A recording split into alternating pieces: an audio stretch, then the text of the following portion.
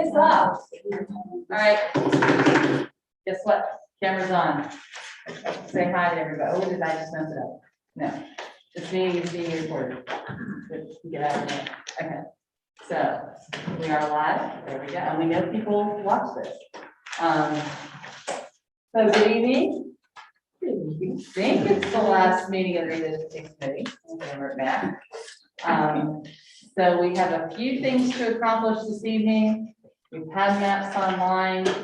We've done some adjustments. And I understand there's another adjustment request that we have received from one of our members that we'll share with you via up on the screen. But to kick things up, just my job again is to just make sure all voices are heard. So jumping in there, and we're going to turn it over to Matt, who you know well, and let's get started on the evening's festivities. All right. I think we have 4 maps in serious consideration at the moment, and a 5th one to come. I think what is still on your table is the least changed draft map, the C2 draft map, the pie-shaped version 2 map, and the moderate change draft map. But on this one, we don't think is still alive and well.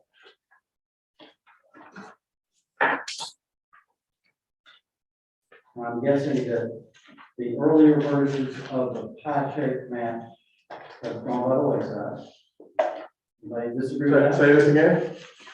I think the only pie-shaped map left on the table is the version 2. This is what I understood. I got the impression that we were close to a consensus on the original pie-shaped map, and then there was a request that you guys go back and do some things. So I assume this version 2 map is that map with your modifications. Yes, sir. Okay, so, Attempts to do what y'all asked us to do. all right. I don't have a problem with that, assuming that the modifications meet the criteria that those who made that request are comfortable with. That it is an improvement from the other map. I do like the pie-shaped map personally. So if the new version is an improvement by consensus, I wouldn't have a problem. All right, well, let's have a discussion about that. Those 2 folks, I think, Marlene and Ryan, were the 2 people suggesting changes. Are you satisfied that the changes made match your instructions? I am. Yeah, does a better job getting that one district a little bit closer to downtown, I think.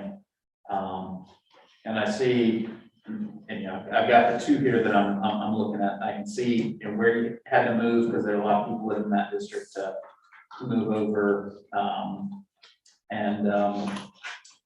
mean, I think it takes care of it. And interestingly, actually, compared to District 3 to and I recognize it's the old district, but District 4 County Commissioner, and I was like, oh, that's actually following the same line as that, which I found interesting. Not that we have to do the same, but I guess my point is that someone else before said that, you know, battleground, not necessarily the line through, so that made sense there. So yeah, I'm satisfied, and I do think it's an improvement over the original pie shape. And I would say ditto, my only,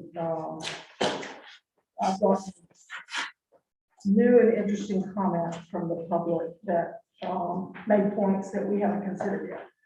Is the, which I'm happy to go into whenever you want. But yes, I think, but the pie-shaped map too is what I was expecting from our conversation last time too. So, well, the comments that I got were that were reactions mostly to the fact that our first pie-shaped map moved 26 precincts from their usual district to a new one.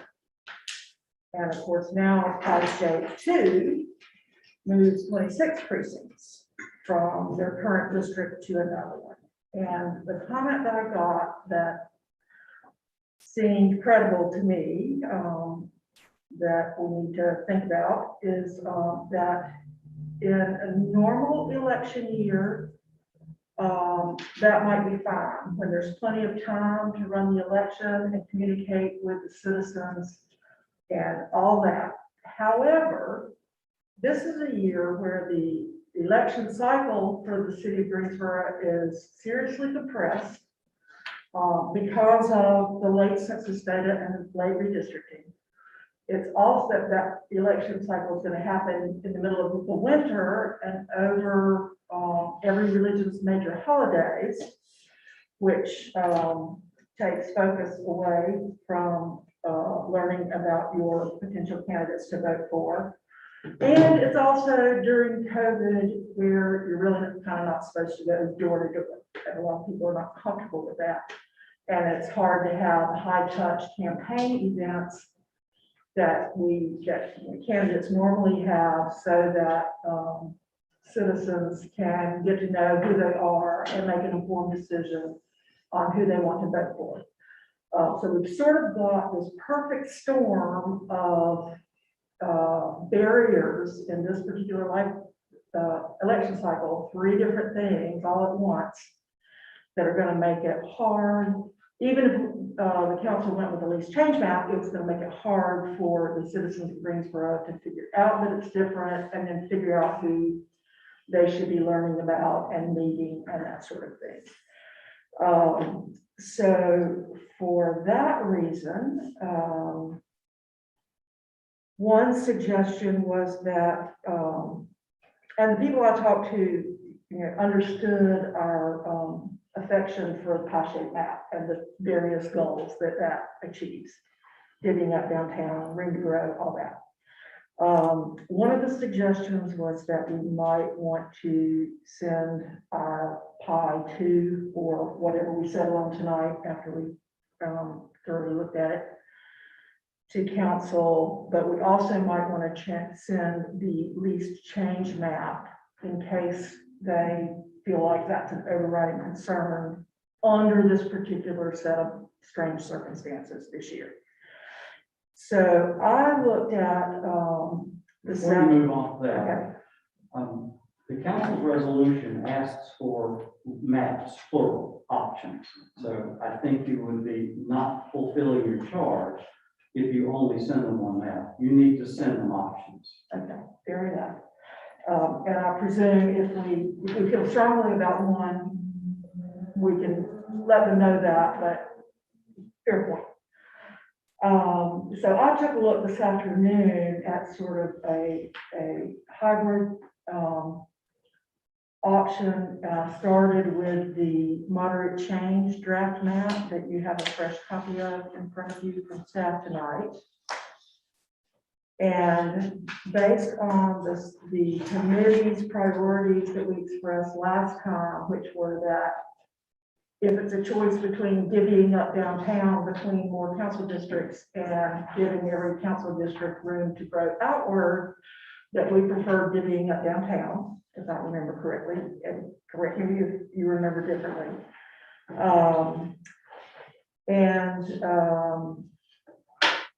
That was the main thing, and so I focused on that from the moderate change draft map and did not worry about room to grow out. I just let that fall by the wayside in the interest of moving as few districts as possible, but still getting everybody, all council members invested in the downtown.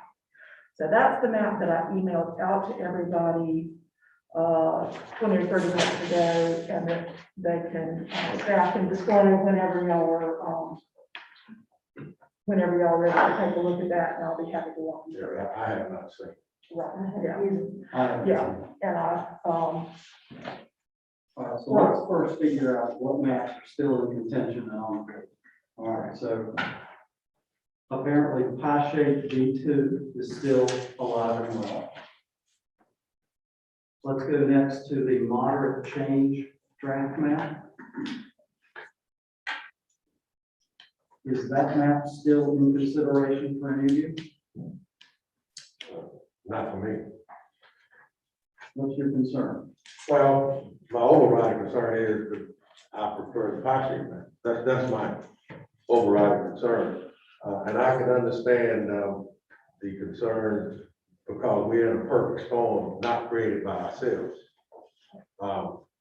Powers outside of our control, everything from the virus to the dysfunctional political process that put us in this spot.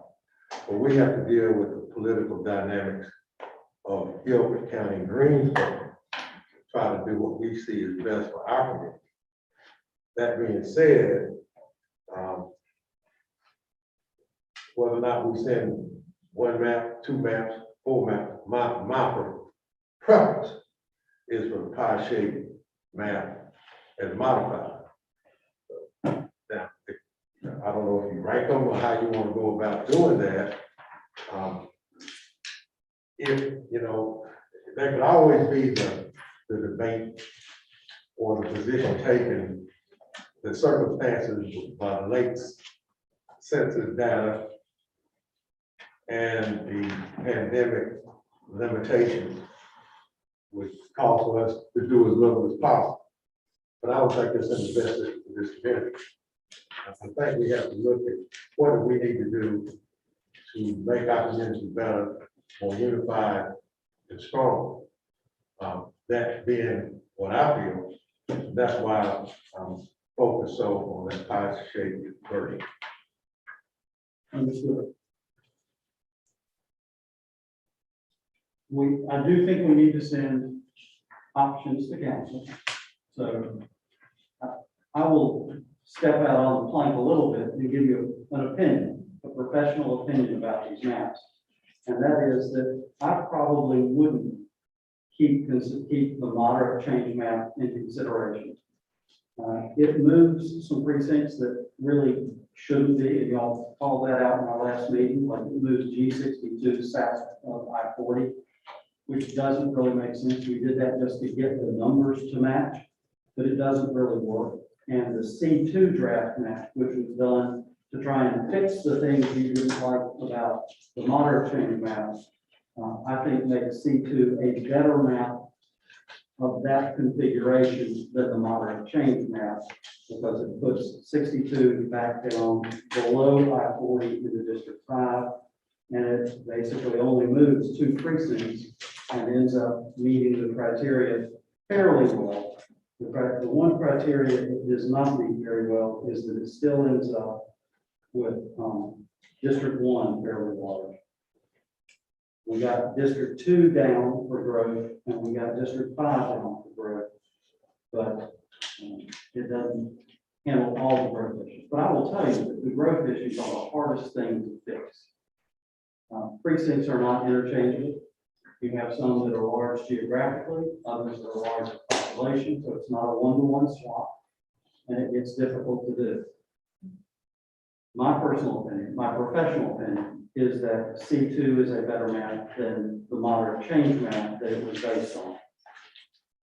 If I were giving you advice, it would be that if you're going to use that basic change, that basic philosophy of change, which is not moving very many, I would suggest C2 over the moderate change draft map. Committee's reaction. Yeah, I actually, when I came in, I was looking at this moderate change draft map and thinking, wait, didn't we see something else to try to address this issue? Because we had so many concerns with this map that we discussed. So I mean, I would concur that I think C2 is better than the moderate change. And I agree with that. But the truth is, if I feel like if we're going to present C2, that we may as well label it least change 2, because it's a least change map. It's barely any different from our least change map. If you permit me a comment, I'd say the one thing that's different is it doesn't split a precinct, Right. Yeah. which I think is a plus. Yeah. The rest of the committee weigh in on those issues. comparing the one labeled lease change and the one labeled C2.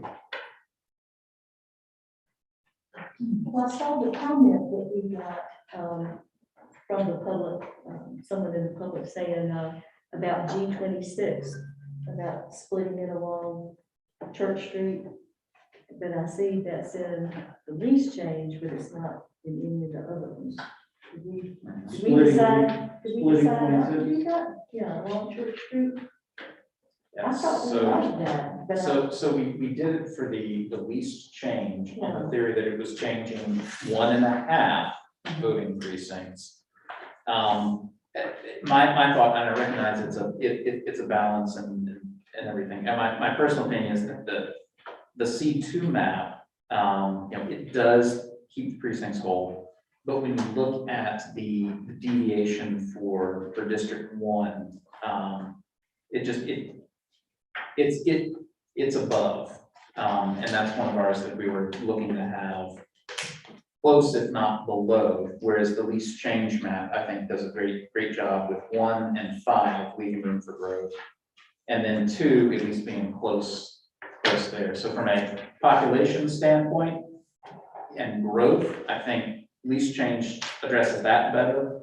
However, if someone is philosophically opposed to dividing a precinct, they will definitely not be happy with it.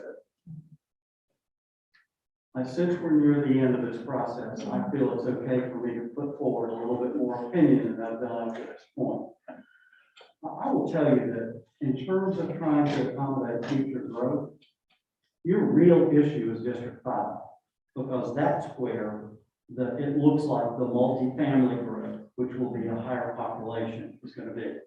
And the other thing I will tell you about population is the maps that you have from 2010 to 2020, only one of the districts was out of whack, and it was by 0.02% So we're not talking huge, wide differences here.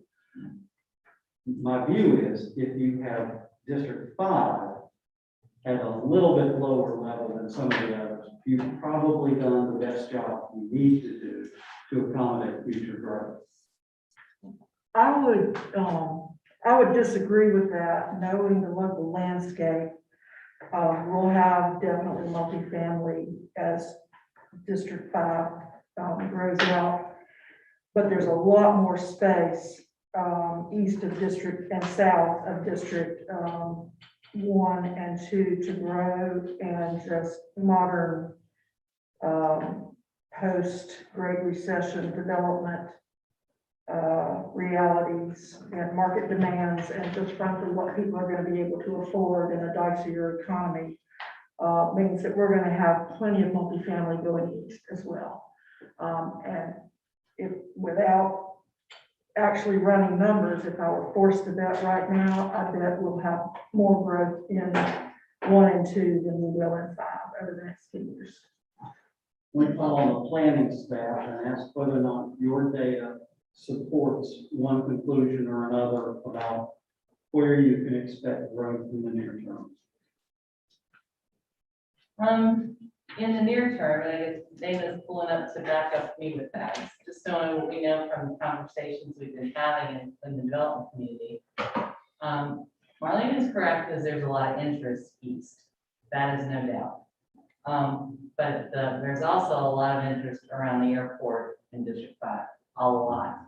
And since we just unlocked about 1,000 acres with the changes in our noise cone, that is a big growth.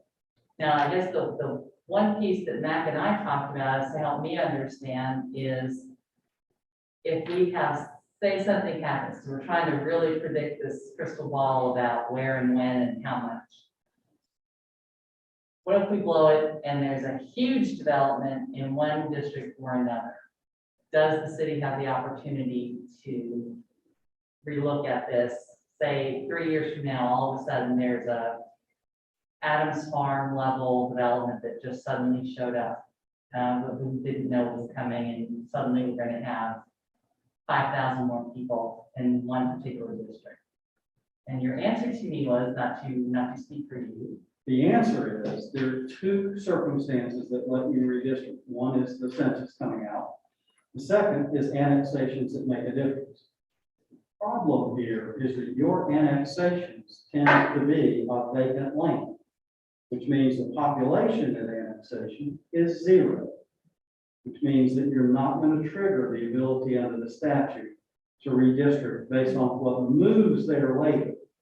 If you're annexing populated areas, then you get the opportunity. I'm not sure there are many populated areas, and without going into great detail, the annexation statutes today are such that you're not likely to annex any populated areas. So Unless the entire sewage system out there fails in a we wouldn't septic wish that tank on subdivision. But the point of being that there is a mechanism, so should there be some, because we have had developers come to us and say, we think we have a couple of 100 acres here for residential development. Now, do I have the plans in hand? No, it's at the moment we're in the discussion stage.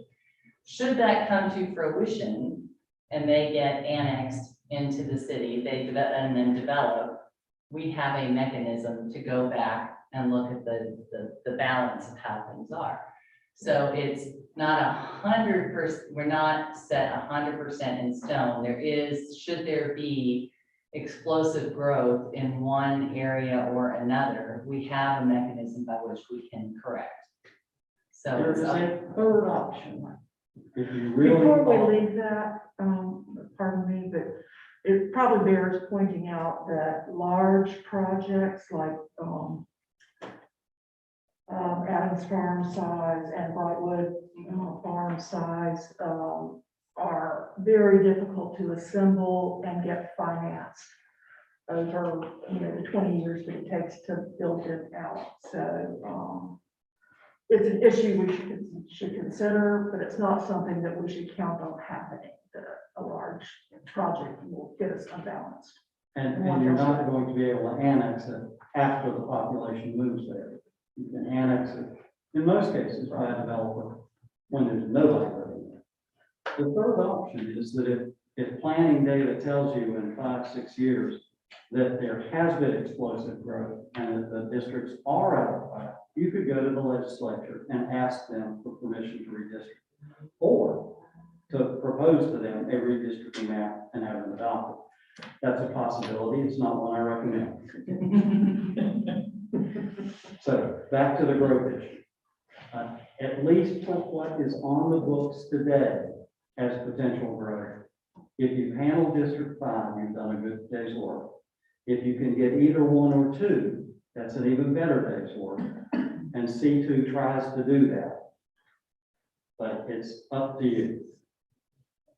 The question that I posed to you a few minutes ago is, if you're looking at the moderate change map and the C2 map, and you want to leave one of those in consideration, my recommendation is that the C2 map does a better job of handling both the growth issue and not moving very many people and not looking ugly below I-40 than the original moderate change map. While we're in that area of discussion, does the pie-shaped map take into account those issues you just raised? The issue of growth and when I hear that, rather than speculation, I like the idea of building permits and that they have a pretty solid idea of where growth is happening, as opposed to speculation of what might happen if there's a vacant land on it. The answer is yes, it appears to, but realize that the pie-shaped map is so different out on the western boundary of the city that the work they did to figure out where the growth would be in District 5 is now District 5 and 4. So it's not an exact match, but to the extent that the districts that are on the edges of the city that are likely to grow have some room for growth, yes. Let me just interject this again, and I don't want to be down voice in this conversation. I understand that we have to take into account the idea that there's going to be growth, and we want to try to keep districts as best we can to stay in balance, and I think we're doing that.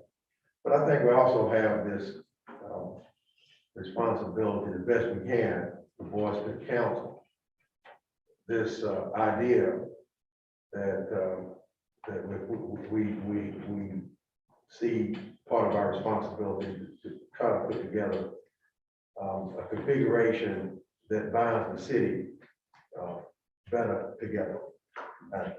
And I think we're, at least I hope we are, on the track to try to accomplish that.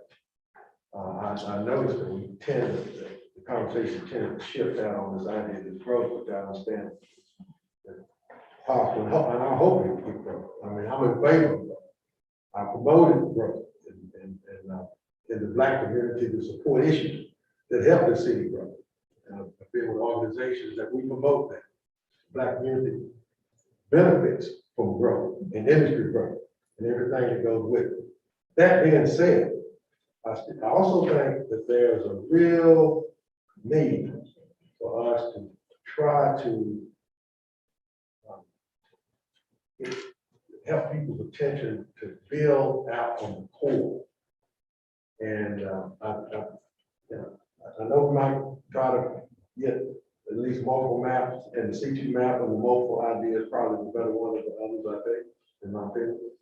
I still don't think it is good as the pie-shaped version, map version 2, which I think takes into account the other dynamics that members of this committee recommended that have been accomplished in the alternative or the revised version of that.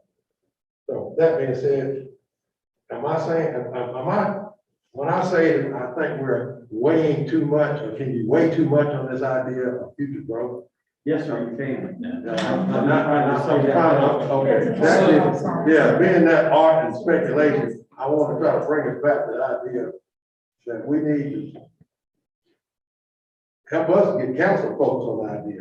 Let's try to bring these city council people who represent members of this city back to the focus that we want to have a strong, vibrant core in Greensboro, supported by our commissioners, council people, in total. These other issues on the perimeter of growth, I think that they have a responsibility to deal with that, and I think they'll deal with it. I'm going to go way out on a limb and predict something for you, Mr. Bowden. All right. I'm going to predict that the committee is going to vote to move forward the pie-shaped map. The real question on the table, I think, is what else goes with it. Yeah. And does anybody disagree with that guess? Matt, can we return to your question and hear from folks who haven't talked yet on the question of moderate change versus C2? I feel like I've spoken twice now on C2 looks better than moderate, and we hear from others. And if we can take a map off the table, I feel like that's sort of, In the right direction. within that. Yes, sir. Okay, We're making progress here, yes. so Trevor, Ellen. Your arguments for C2 over moderate were convincing to me. I'm a pie-shaped person too. I just think we keep talking about the growth, which is important, but these are voter maps. What do voters care about? They care about having council people that listen to them. That's what they care about. I'm not sitting at my house on Cotswold Terrace thinking about the growth and that's not.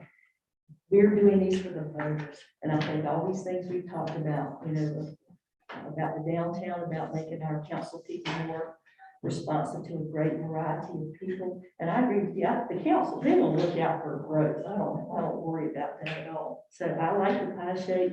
I take your council of the C2 draft over the moderate. I think the lease change is still good to show, because if someone has this conspiracy that, oh, we just came in there and that's it.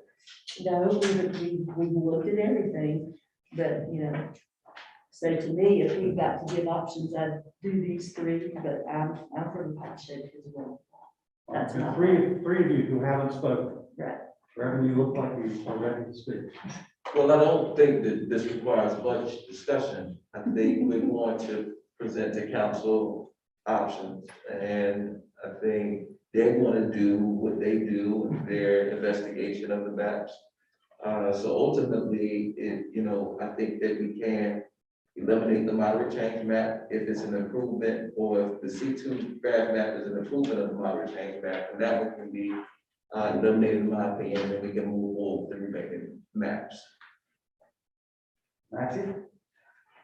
I like the pie shape now. It simplifies everything. I know it looks more complicated, but it actually simplifies everything.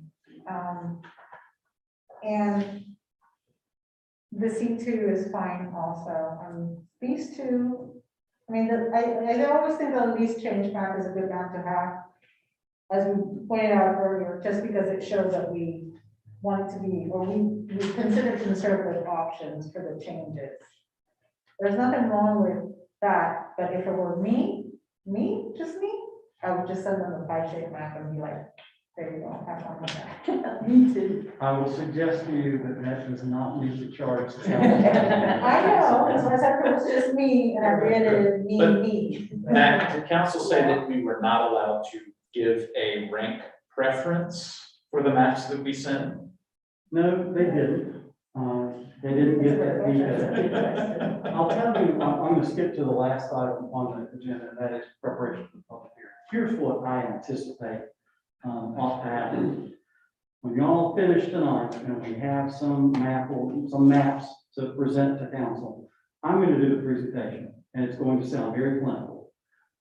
And then one of you is going to give them whatever additional comments y'all want. Now, if it makes sense for y'all to pick a spokesperson to say, here's what we liked, here's what we didn't like, here's sort of how we did it. And then all of you and I will answer questions, and Dana will answer questions that they may have. So yes, there will be a moment when somebody gets to say, we really like the pie shape map. And this is why. Laura, we haven't heard from Laura, so I'm That's just, true. I'm throwing both letter in there, so. Well, I was gonna speak. I'm just trying to get the Take it away. here. I do like the pie shape. I really do, because it brings everybody on board, all the districts, all the council. And the next one I like, it'll probably be the C2, if I had to choose. I'm hearing a consensus that still on the table is pie shape map and C2 and moderate changes off. As well. And for me, the least change is still on the table. We haven't got to that one yet. We'll get to that one next. All right, so now we're down to lease change and a new proposal. All right, so let's talk about lease change. Do you want to move that map forward? Yes. Yes. Tell me why.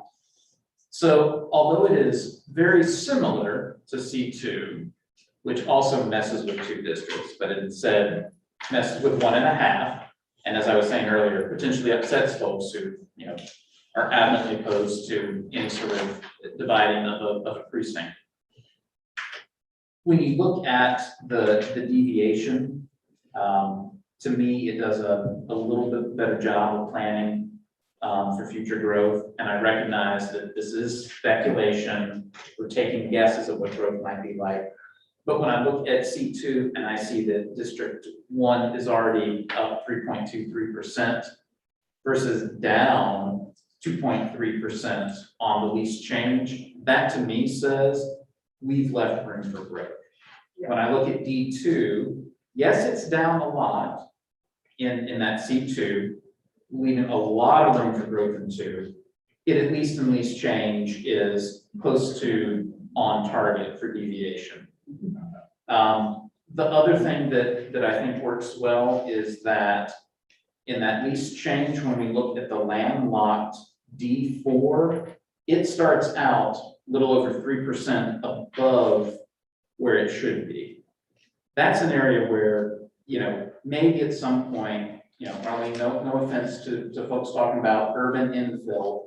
I don't think that's gonna happen that much in the next 10 years. I mean, this is an area that is not going to grow much compared to these others. And so in my mind, putting that extra population in that area with the lease change better addresses that issue. Ellen? I'm having another thought about this lease change, because I was thinking, if we submit a lease change along with these others to my thinking, I was thinking, well, we're just showing them that we're reasonable people, no conspiracy, we're not. But we really won't change. We really don't want lease change. We really want this power map. So what do we accomplish by putting in a lease change? If we just put these two, this is maybe a more reasonable or something. Maybe we shouldn't put the lease change because we don't want lease change. We won't change. Or I thought I'm here. So maybe we just don't put it in there. If we gotta give maps, let's give them two. I'll give you a description of the change between C2 and lease change. Okay. And the big issue is whether District 1 or District 2 is better able to handle growth. One of them has District 1 lower, the other one has District 2 lower, but that's basically the big difference. In both of them, District 5 is lower. So that's really the difference. And as a purist, the fact that one of them splits a precinct is just. Yeah. Right. And I disagree with that Total characterization deviation. altogether. The C2 map, well, Ryan's exactly right, and that was my analysis too, and that's why I prefer the lease change map to C2. That it does the far better job of correcting the population distribution amongst the districts to accommodate for future growth. And let me just say, yes, these are guesses and predictions, but these are educated guesses and predictions, and there is, several sciences dedicated to pretty accurately predicting growth patterns and what's going to happen. So don't completely discount that. But the C2 draft map, its biggest problem is it leaves District 1 3.23 over the target deviation, and District 1 may be the real star for growth, given demand that's going to continue to happen towards the east along the I-40 corridor through Alamance County and into the triangle, and the demand that's going to bubble up in that region, that area of the county from the development of the mega site, and Greensboro Randolph mega site, and perhaps a Chatham mega site as well. So I think it's important to get D1 closer to the target deviation. And the lease change map actually gets it below that. So. And D2 is still, is pretty close to the target deviation. It's close enough, no matter what happens with growth, to keep us from getting out of balance. Comments? The pie-shaped map addresses all of those issues. It's for the deviation issues. So I submit that I think we should determine how many maps we want to submit and then rank them. And give that to council and let them do what they need to do with that.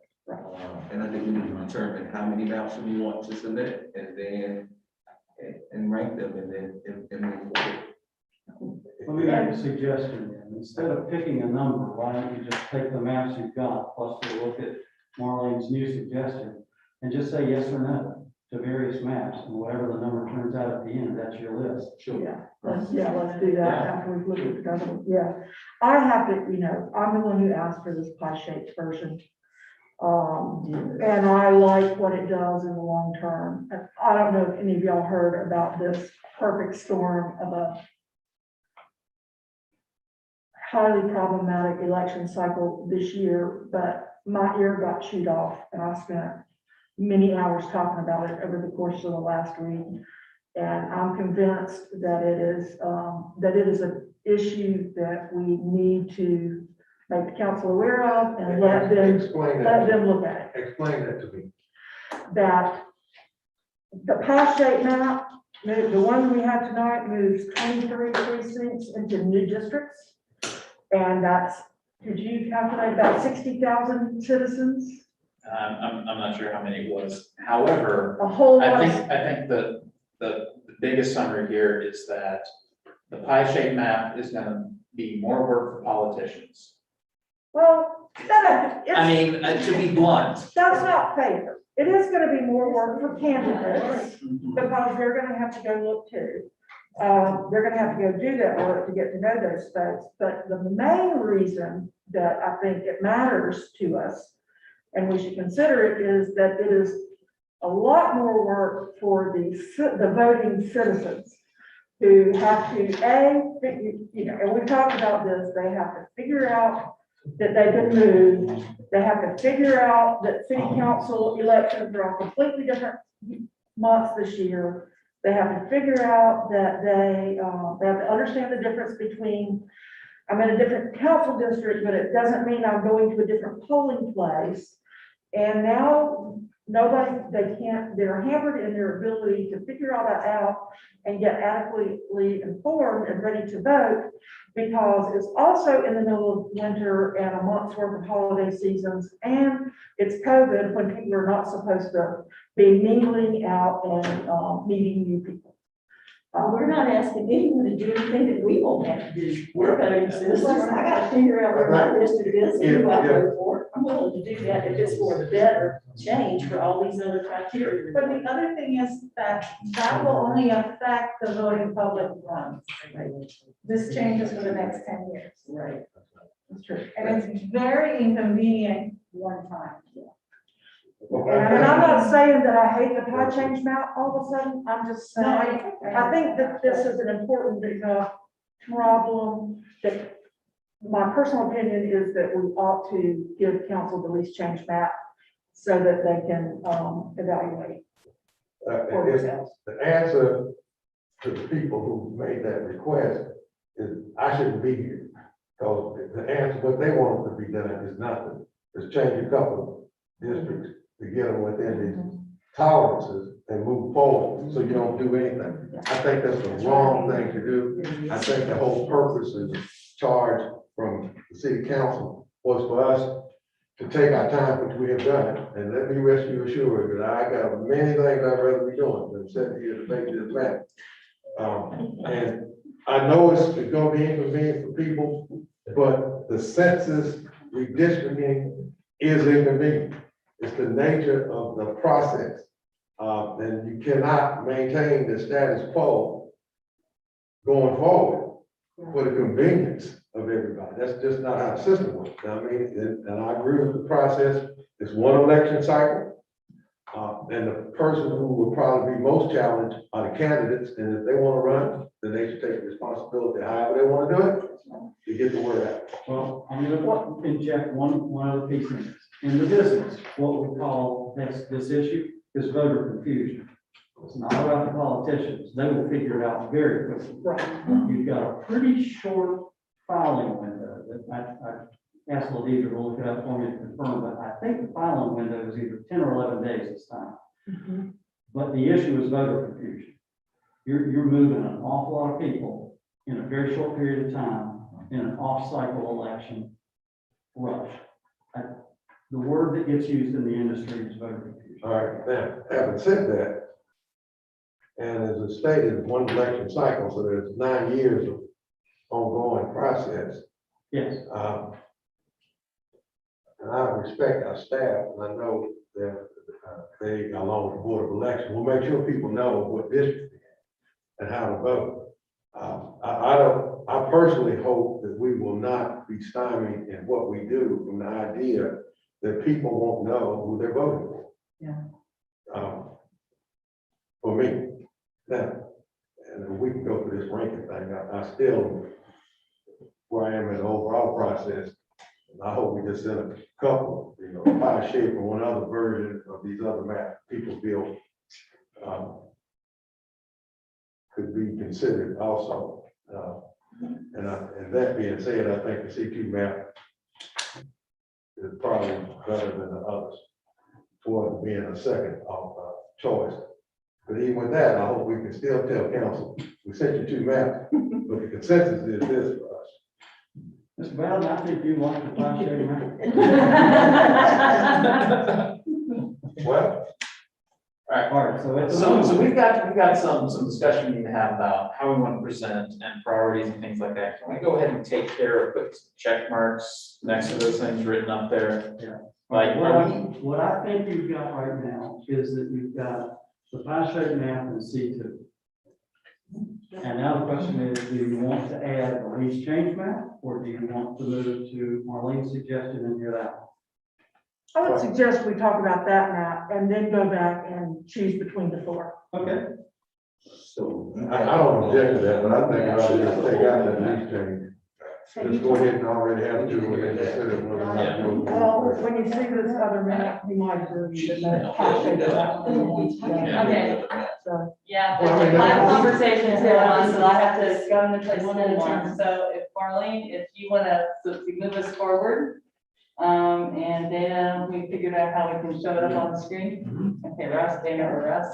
All right, so which map are you starting from, Marlene? I worked from the moderate change map. Okay. Ironic. But, Someone had to say that. but that's okay, really, one of the main takeaways will be that, since we pulled that one off the table, there will be even less change than, it might look like it is. Okay.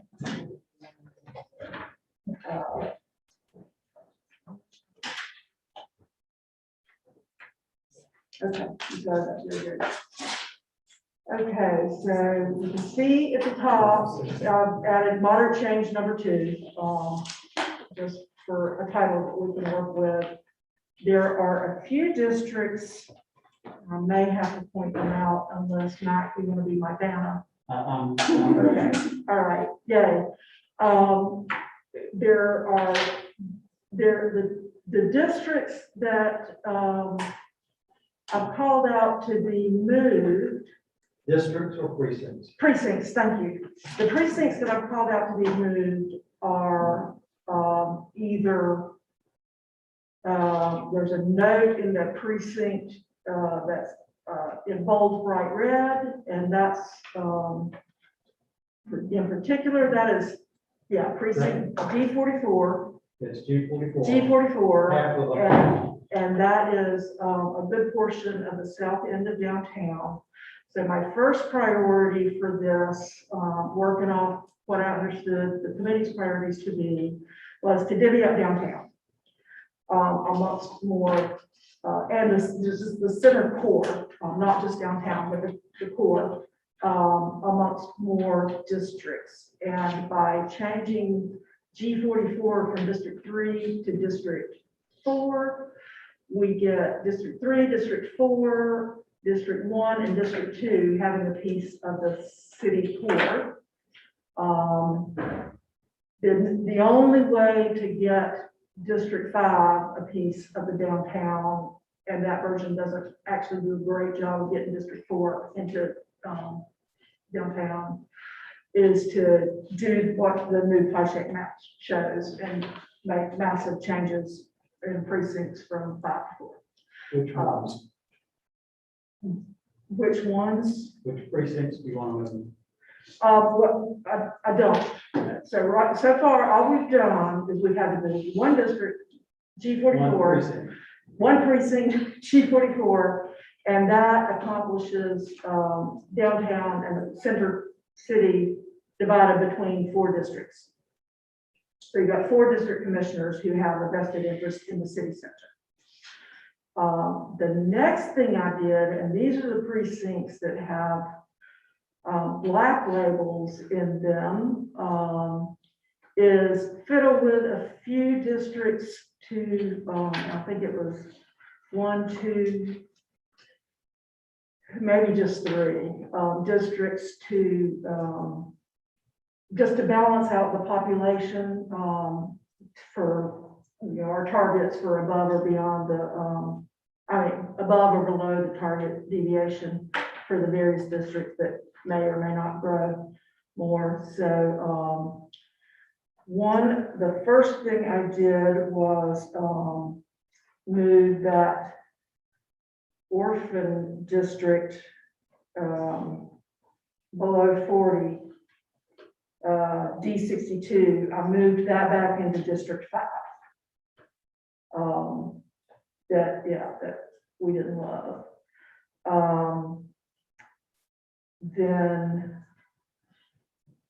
the next thing was to, and you don't have to do all these things, and Dana might actually have better ideas if she gets a chance to look at it. But going back to splitting just District G26 along Cone Boulevard, between 2 and 3. Church Street. I thought it was Church. I'm sorry, thank you, Church Street. Don't move precinct G13 from Council District 3 to 4. And that just better balances the population. Although there may be another option for that.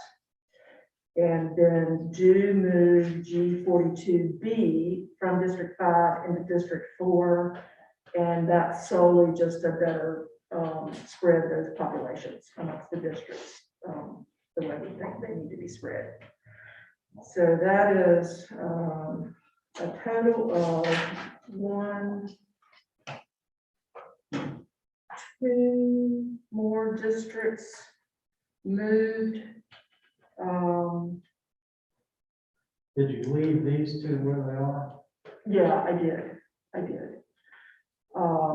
So what I did to that map moves 3 districts and does not move precincts. I'm sorry, I don't know why I keep doing that. It moves, it eliminates 2 moved districts on the original map, precincts on the original map, and it does move 3 districts. So there's really only just 1 more district moved. It's pretty nominal amount of precincts, that get moved.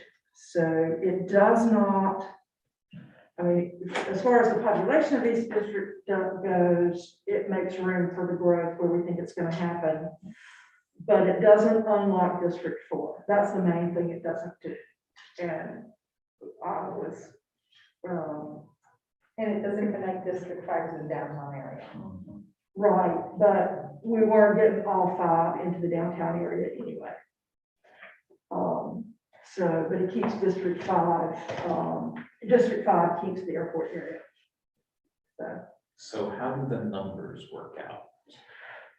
So I made some, I wasn't able to run all the percentages again, but I did run the population summary. Dana has run. Okay, excellent. If I have incorporated all the changes that I was able to read on that PDF, Marlene, this would not meet the criteria because District 4 would be too large by 6.87%. If I have everything incorporated, Yeah. that you have marked there. So, and I don't think you do, because when I ran the numbers, District 4 actually goes down from the original map by a couple of thousand people. All right, let's check some things. All right, so you took the G62 out of it. And what did we do with this one? Is it in this one? Is it in? We left that one, we moved that back to District 3.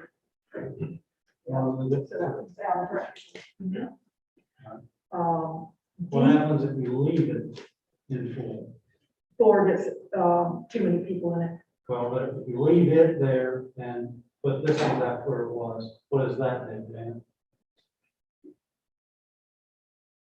This is Yeah, and while she's doing that, the real challenge here is that district, precinct G44, that gets into downtown and, maybe that's over 4,000 people. So, G13 is like 1,300 people and D4 is like 1,200 people, so,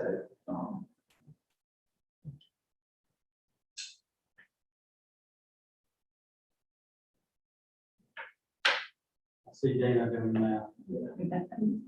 So, yeah, so while she's doing that, let me just summarize. The point of the map is it takes what we said was our top priority from the pie-shaped map, which was divvying up downtown between as many and centered poor between as many districts as possible.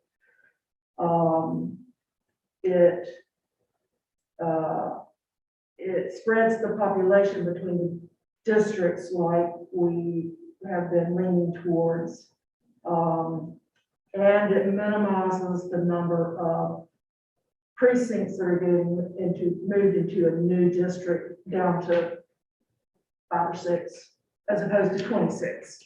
So you kind of solve this problem of voter confusion under these particular weird circumstances. And you'd have to leave the whole idea of unlandlocking everything and giving every district some room to grow. You'd have to leave that till you get the next opportunity to redistrict. Dana, do you have numbers? Yes, so if we did not move G42B from 4 to 5, it would be legal, but districts 4 and 5 would have 4.5% deviation or higher, and District 1 would have 4.19% lower than the target deviation. And that's not what I got. However, we would just have to put our heads together and make sure we're doing it the same. If y'all want to consider this, I suggest that we ask Dana, give Dana direction to either follow the parameters that I used or any way y'all want to change them. I'm not married to any of this. I'm just trying to keep us on schedule. But we asked Dana to do that and then let us all check it. And if there are big problems or questions or it looks significantly different, then maybe we have one Zoom on Monday before we go to the city council. Are we able to do this tonight? I mean. That's the schedule. Yes. That's our schedule. Now, this may be a great proposal, but I don't understand. I'm a trial lawyer by profession, and I get in front of juries, and one thing I don't want to have them look at me saying, I don't understand. It may be perfect, but I don't understand it, and I have nothing to look at to digest. Yeah. And I'm not saying it's not good, Right. but just talking numbers, after we have been focused so adamantly on these visual aids, I would think we at least need to have that so that we can digest it. Now, that being said, I think our time schedule kind of puts some pressure on us to make some decisions this evening. Y'all do know that the city council's public hearing is a week from tonight. Yes, right.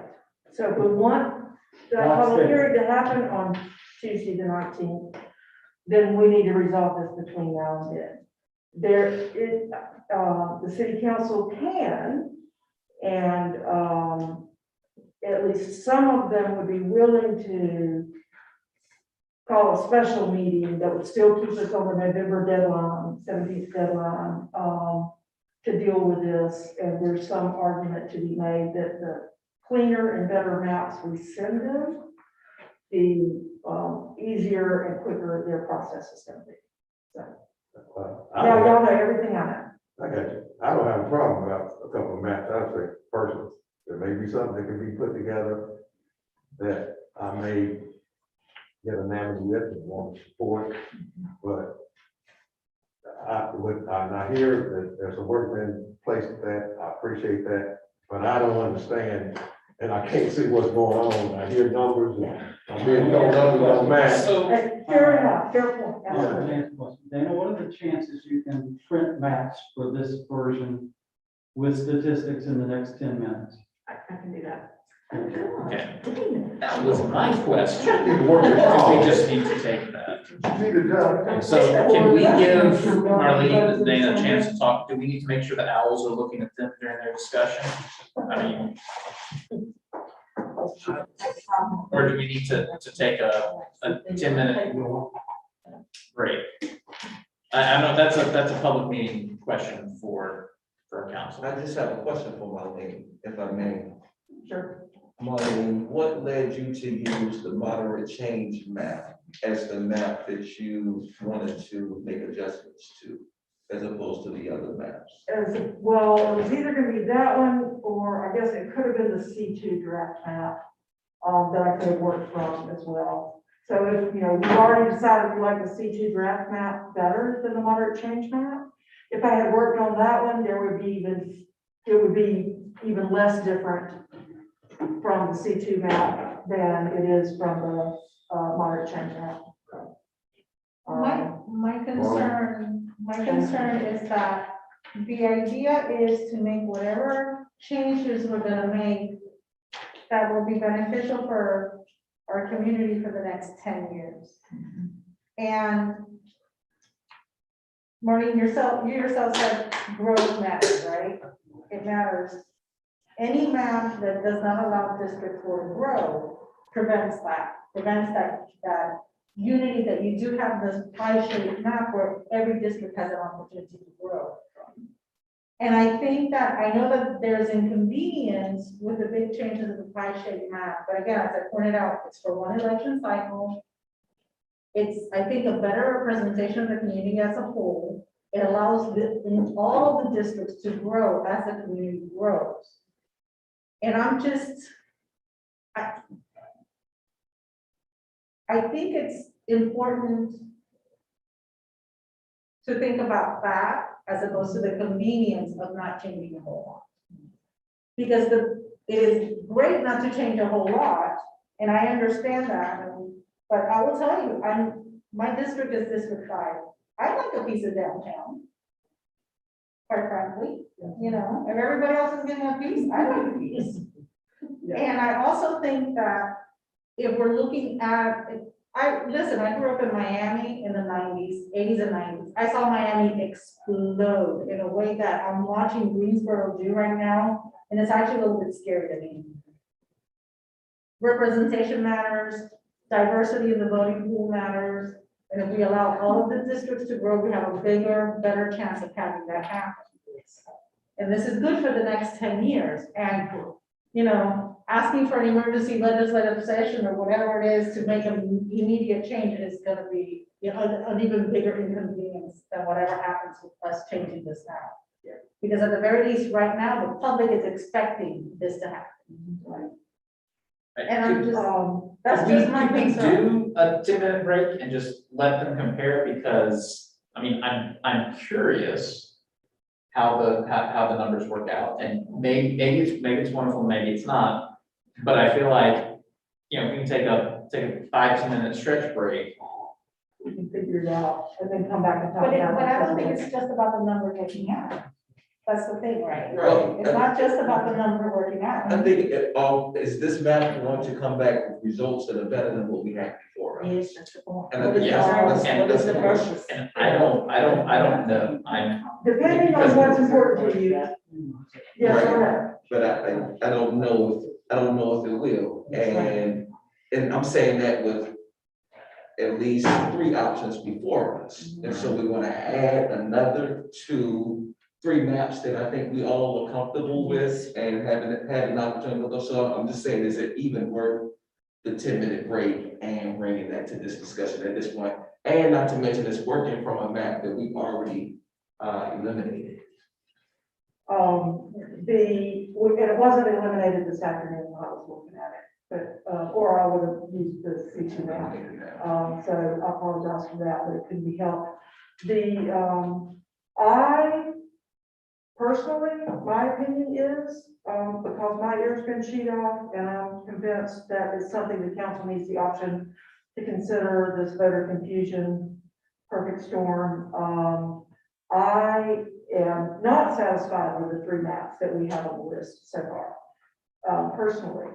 And also the point you made, Teresita, about growth in all the districts, all fair points that you made on everything. One of the things that giving District 4, G44, the south end of downtown, is there is opportunity for growth there in terms of infill and multifamily. So that if we're choosing a map that keeps District 4 landlocked, it is a good thing. It gives it more opportunity to grow by giving it some of downtown. And then the last thing about you're in District 5 and you like a piece of downtown, and I agree, but there's no way to give all 5 districts a piece of the center line. Why does that, doesn't it? No, it really doesn't get District 4 into downtown. If Maureen's map is good, did I hear you say that really if you had worked from this map to C2, the C2 draft, it would have been even fewer changes than the moderate. So if your map, is good, is better than C2, we would propose changing out C2 for yours and say, proposing pie shape in your improved C2. Is that possibly what could happen? I mean, so if this C2 draft could be improved, I'm open to that. I feel like we've That's talked what longer than 10 minutes on the Yeah. question about, can we just do a quick 10 minutes and just? I wanna see the map. Yeah, I want to see. Yeah. And I don't know what Well, map. she's been doing while we've been talking. If y'all don't want to see the map, I mean, if y'all don't want to take the break, then why don't we talk about the presentation while we put our heads together here and make sure you're getting the right map to look at. May I ask one question? What is the purpose? I heard, Bradley ask something similar to what I'm asking. What is the purpose? What is the concern here? Yeah, I've had people call me, even council people, but I didn't talk to them because I didn't want to hear it, okay? They will get the option to make this decision when it goes to them, okay? But I want to know, what is your purpose in what you're doing here, right? with this? Solving what I was convinced is a legitimate problem that we should at least take a look at trying to solve with this voter confusion in a really strange election cycle. While still accomplishing as many of the committee's goals as possible. And it accomplishes most all of them. The growth for District 4 looks different than it does in the pie shaped map, but there's still room to grow there. And Well, it's see, still that's, development. excuse me, I'm not cutting you off, but that's all I'm hearing in my ears is District 4. We're supposed to be concerned about all the districts, 1, 2, 3, 4, and 5. Well, And all I'm hearing you saying is about District 4. right. Well, and that's partly because, I'm glad you brought that up, Laura. That's partly because most of the 26 precincts that are moving, most of them are moving between 4 and 5. So, on the pie shape map, pie shape 2. So and I did hear this comment, and please know, I'm not trying to lobby y'all, I'm just trying to make sure that we're all working on the same information. But I did hear the comment a couple of times that district, we had a comment last meeting that one of the priorities was to make as few changes as possible to District 1 and 2. And indeed, the pie shape map accomplishes that. But what that means is those 26 precincts that are moving are coming mostly out of 4 and 5 and some out of 3. So It was the we're largest not, growth. so we're not spreading the confusion around. And is that fair? Now, Well, yeah, okay. it may or may not be fair, it may not or may not matter, we may or may not be able to do anything about it. But it is a comment that's been made twice with 2 different people. Okay, So, I understand that, but those districts that you just named, other than 4 and 5, 1, 2, and 3, have all the way up to the present time, had the least growth in them. 4 and 5 has always grown. All the builders are always going out toward the airport. right, 5 yeah, or 4. No one has not until recently want to come into District 1 and 2 and build. right. Okay, but I'm willing to And the look at your map, and the map that probably better for us to at least start a consideration from, preserves the growth opportunities in 1 and 2.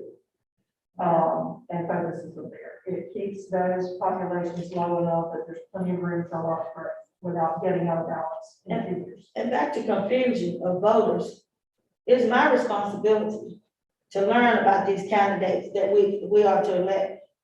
My organization, Greensboro Neighborhood of Congress, we used to have the candidates come, I don't know how it's gonna be now due to this COVID.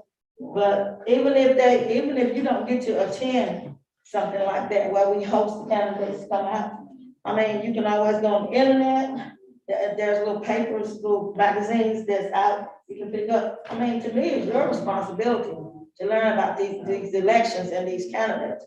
Why be confused when you have an opportunity not to be? The League of Women Voters. Yeah, League of Women, I'm sorry. Nonpartisan, all Right. you gotta do. Quick pause, while we're debating with Marlene, is that slowing down the process of her validating her maps? Can we stop talking to Marlene for just a little bit? Oh, I see Unless Dana we're working. good. Dana's the one working. Dana's the one I wanna hear from. I'm gonna jump in for a second, some information to just kind of layer into this. So while we are charged with city council districts, and that is our charge here tonight, it is fair to also say that Gilbert County Commissioner districts will also be changing, as will state and federal lines be changing, and some during this election cycle. So just want to be, maybe it is a fair thing to talk about voter confusion to a degree, but we're not the only one changing. Right. So just to put that into the context of our conversation. Maybe my phone number didn't get out. Nobody's called me. Huh? They I've got not one phone call, Yeah. not one, If I but don't that's know, fine with me. Yeah, for me, if I don't know who you are, I'm not gonna answer. Yeah. well, regardless, I didn't talk to them, because you'll get it eventually. Well, and I will say, some of that conversation should be in the light of day of the public hearing. That's which, instead of probably with a member or others, just add that to your consideration. Because that's what public hearings are for, to be public and discourse. So we want to take a 5-minute break?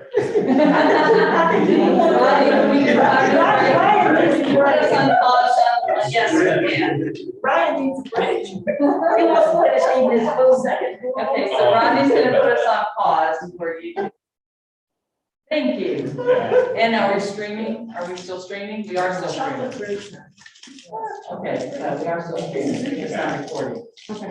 So people who are watching us can see you eat chocolate this time. Oh, I am really good at it. But,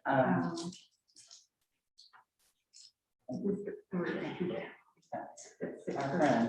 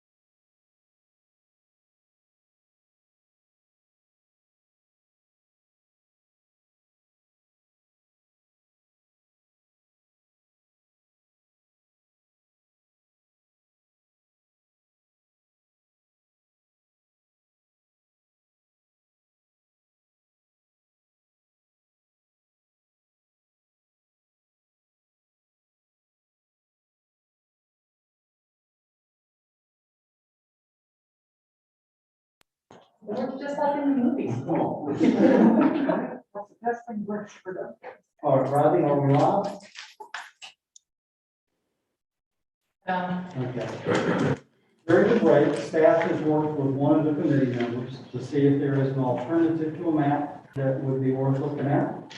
The staff is in the process of getting print, and we will have copies of that for the committee to look at in about 10 to 15 minutes.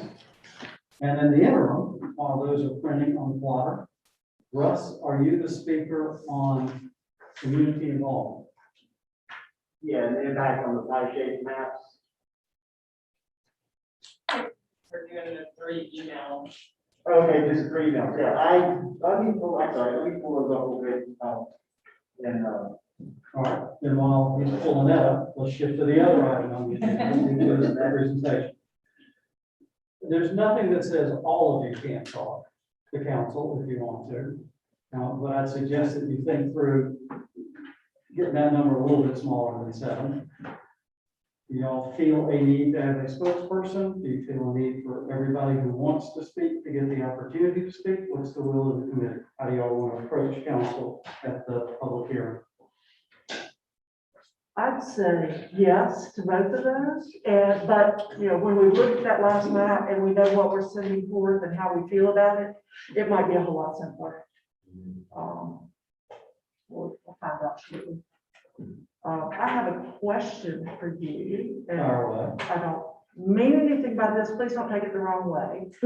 But is it in your contract that you make the presentation? Because custom here is for the citizen committees to present their own list. I'll tell you what, I will ask the mayor and the manager what they think is supposed to happen. Okay. But in most instances, when you've got a consultant who has drawn the maps, the consultant presents that as data. Then the committee talks about why they like what they like or why they don't like what they like. Okay. But if I present it, it's just the facts, man. Okay. That works for me. Yeah, no, that's fine. That means I present information and you present opinion. Yeah. And we draw that line. Yeah, that's appropriate. And, how do y'all feel about having a spokesperson to at least lead off the opinion part?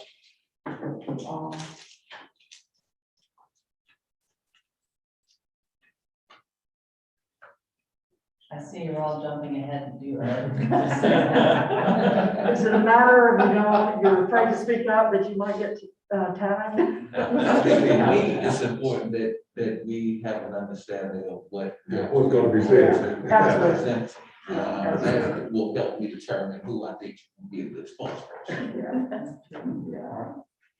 Yeah, I would kind of envision that if we're all on the same page on any and all maps we send forward, that we pick a spokesperson to do that, and then if somebody wants to, add on personal comment, then fine, but, I mean, all of the maps have pros, all of them have cons.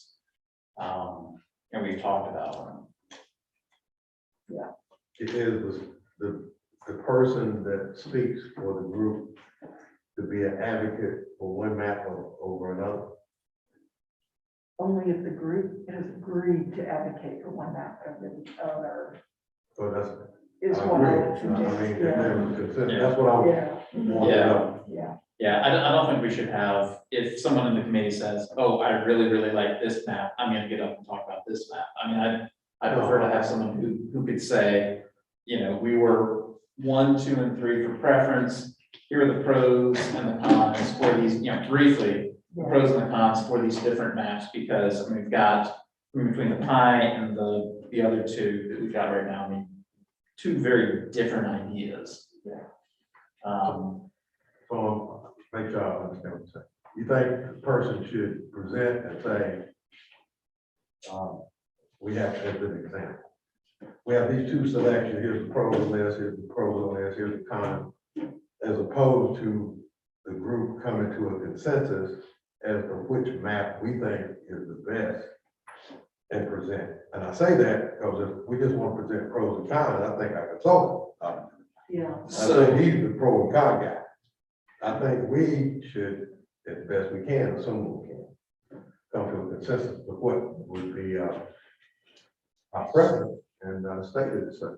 So, for example, so to get up for the pie shaped version 2, the pro is that it gives all districts a piece of downtown as well as development on the outskirts of On the town. perimeter, yeah, downtown to perimeter. It increases the likelihood that council members are gonna have greater exposure to the different types of decisions, the different types of growth all throughout the city. And it also helps to bring the city together at that center.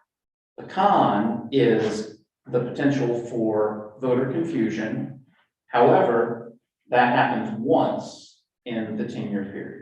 Yeah. And that's sort of like, that's the quick version Yeah. of your circuit. This is I our consider discussion. that advocacy. I like it. I like what you just said, but I don't have a problem with Yeah, me too. it. Yeah, I like that way you phrase I that. think Ryan should be considered as a spokesperson Oh, based on what he just said. Second, just. Oh, Yeah, Before you see, say that. Succinct like that. Yeah, but I like you saying, I don't want to give them pros and cons, like, we're smart enough that we know this is, I don't care about that. We're they want our opinion. Yeah, we should give them our opinion. Yes. I didn't come down here all these nights and sit Yeah, here and yes. go through this debate Right. to go in and say, be vacillating between Right, positions. right. Yeah, I mean, in my world, you take a position, and you try to defend your position or advocate your position. Now, they don't have to accept it. Right.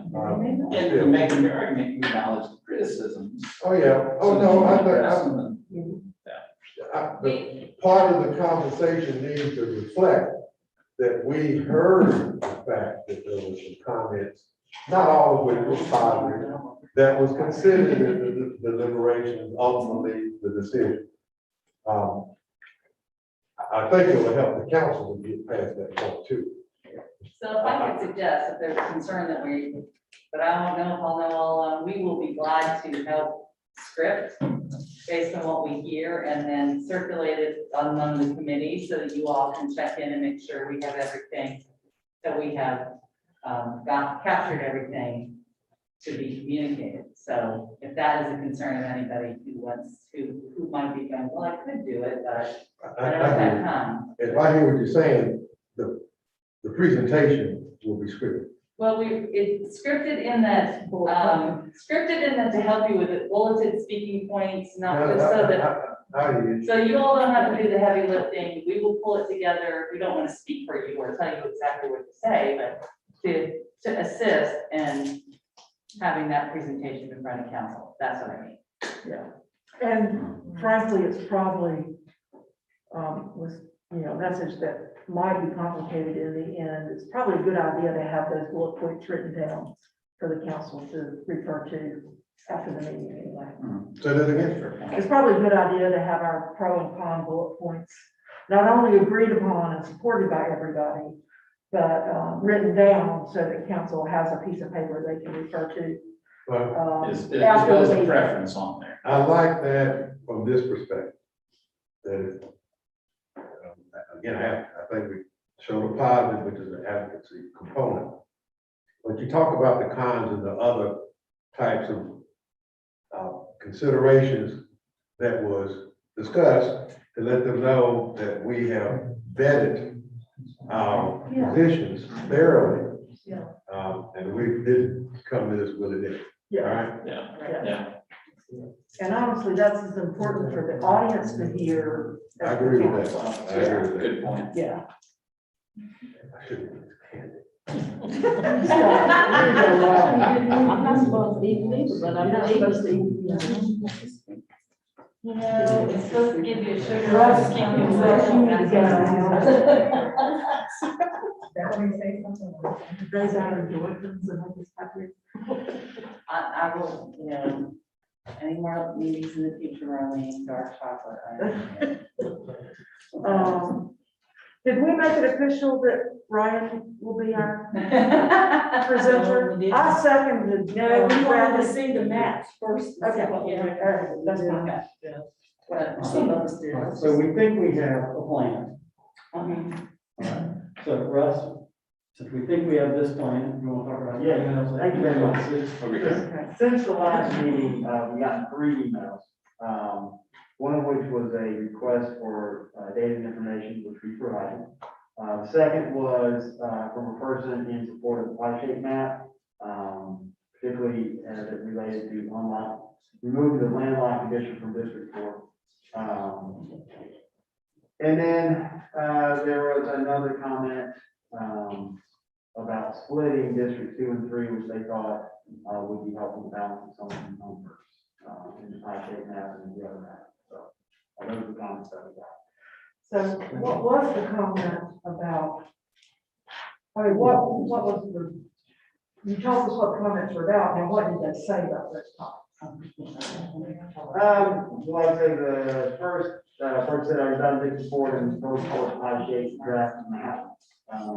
They listened to the meetings and understand the parameters needed for the redistricting, concerning the that there is a landlocked district.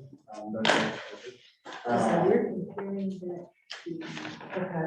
The other one, recommended either the pie shape map, the precinct 26 we split between districts 2 and 3, as it is in the least change map. Not split the centers, but through population target districts and keep those districts that likely further remain districts. So both districts are also a little more. Okay.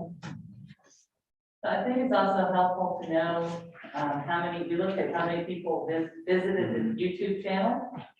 Because this is carried live, but then people can visit.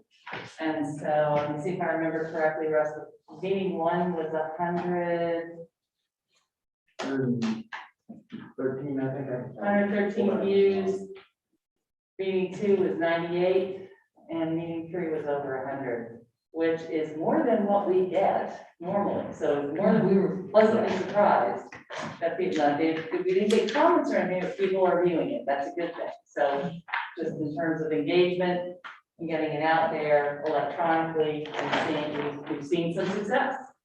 So that would be helpful to know that we're doing an engagement. So Dana has apparently run the printer out of ink and. All right, before we leave the meeting issue, will the public hearing a week from now be a virtual meeting, an in-person meeting, or a hybrid meeting? It will be a virtual meeting. Yeah, it's one more week, yes, it's the last virtual meeting that the council will be having, but it'll be, it'll be Zoom, basically, Including the council. including the council. And then the vote, if we stay on schedule, will be not on Tuesday, November 2nd, which is election day, but on the Monday night before that, Correct. Monday, November 1st. Will that be a hybrid, in-person, or virtual? We understand as of today, that will be a hybrid meeting, whereas the council and staff will be in the council chambers, but the public will be brought in via Zoom on that meeting. And that's the format they wanted. I believe the intention is for the rest of the year to do that, but that's, of course, as these times are to be determined. I think, Matt, it would be helpful to talk about the possibilities of what happens at the public hearing. What the council may choose to do. I think it'll be helpful for them to hear that possibility. It's not an all or nothing scenario. No, there is every possibility that after the public hearing, the council looks at you and me and says, draw some more maps. And I say, we like what we heard, but citizens complained about X, or we like what we heard, but citizens asked for Y. We draw some more maps. So there is at least a possibility that you're not done. You don't get paid anymore, but you're not done. But you can't double our salary? There will be more chocolate and apparently dark chocolate. All right, Perfect chocolate. Dana and Marlene, you have the floor to describe moderate change to draft map. Okay. Rodney, can you put this up so that people watching can see it? I would say that we send it to you to share. It'll take me just a minute. I'll send it. And are we comparing it to C2 draft or the original model? Which I think it's just a standalone. Yeah, model. standalone map. I mean, you know, it may be worthwhile to pull your C2 map out and just see what the differences are. Since we like C2. So We think we for like the C2. folks at home, we're getting the map transferred, so it'll be up on the screen. You'll see it shortly. Just waiting, it's a big file, so it's taking a few minutes.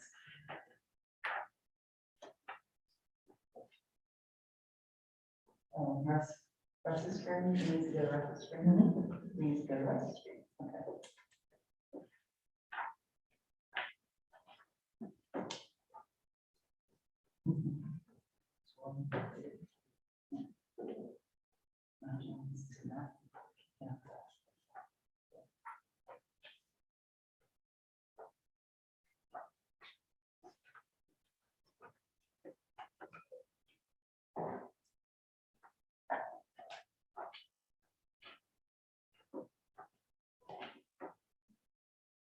And while Russ is looking for that to come through to pull it up, I will say that the summary of changes, so the text box and also the hatched markings on the precincts to show changes.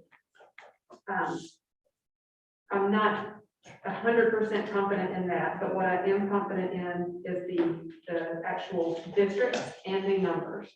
So the proposed changes shapefile and the summary of text, that's what Marlene and I were doing for the past couple of minutes. So that was on the fly, so we'll double check it again, but the numbers and the shapefile is correct. All right, just looking at the data sheet, I could tell you that it meets constitutional muster.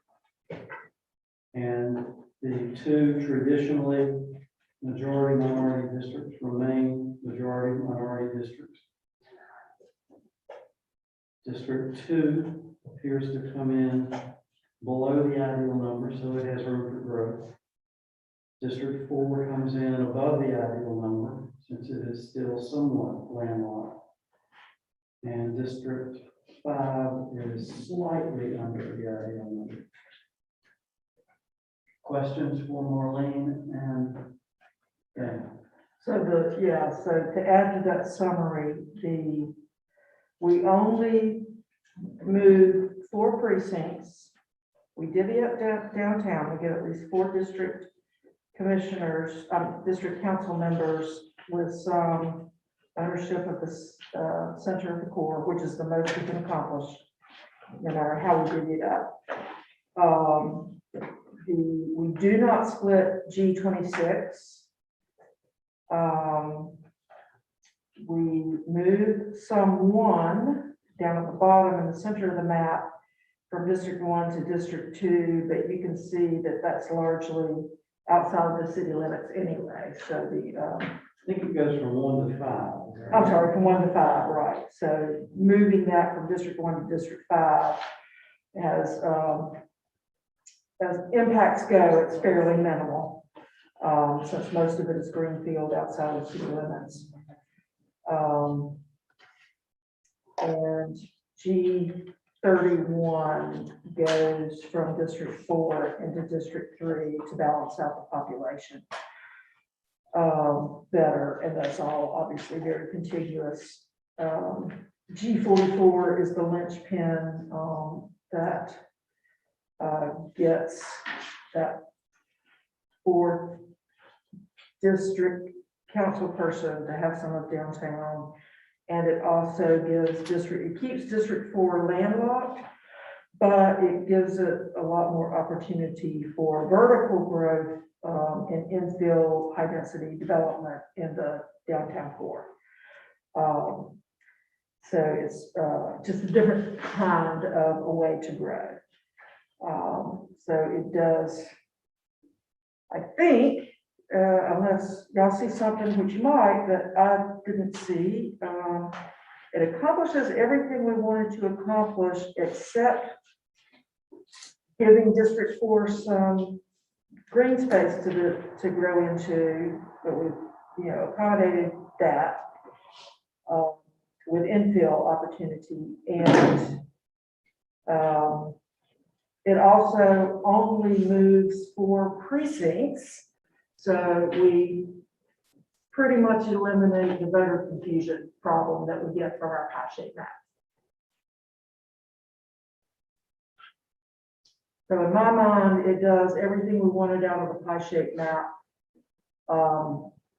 except green space for District 4, which personally I'm willing to give up in favor of not moving 26 districts and only moving 24. I mean, at least change maps, move 2 districts, so. 26 precincts. Precincts. So Marlene, I really think you referred to it as the linchpin of getting that precinct 44 in there. I like the map. I like what you're trying to do. And I think it's one that we should strongly consider showing to council, noting that our preference, based on all consensus discussion, would be the pie. But I do like the fact that this map does a better job than the fewer change maps of getting one more district further into downtown.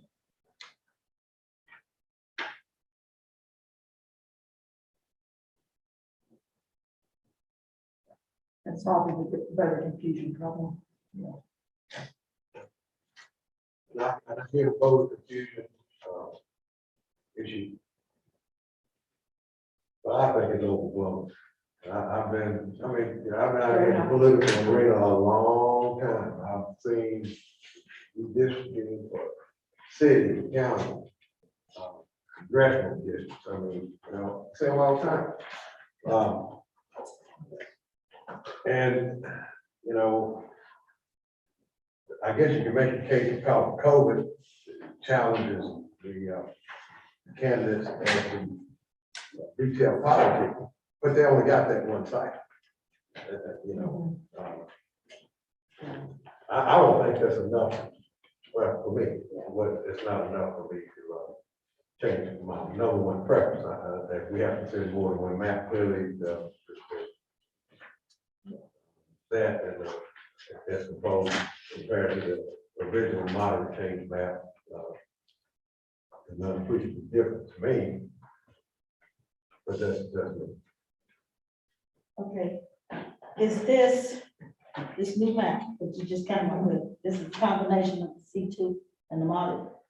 Well, I worked off of moderate change, but I think, we should probably change that. It has moderate change Just too. forget what we started with, it doesn't really matter. We just need to compare it to our other 3 maps that we agreed are still on the table and see what we like the best, which ones we like the It's best. a little more simplified. I think the election board will be happy with this. As far as confusion, they still may be confused. I'm not gonna rule that out at all until you do some background, research on your candidates. But I sort of like it, Marlene. I do. Thank you. You're I welcome. always like you, Laura. I do, I like it.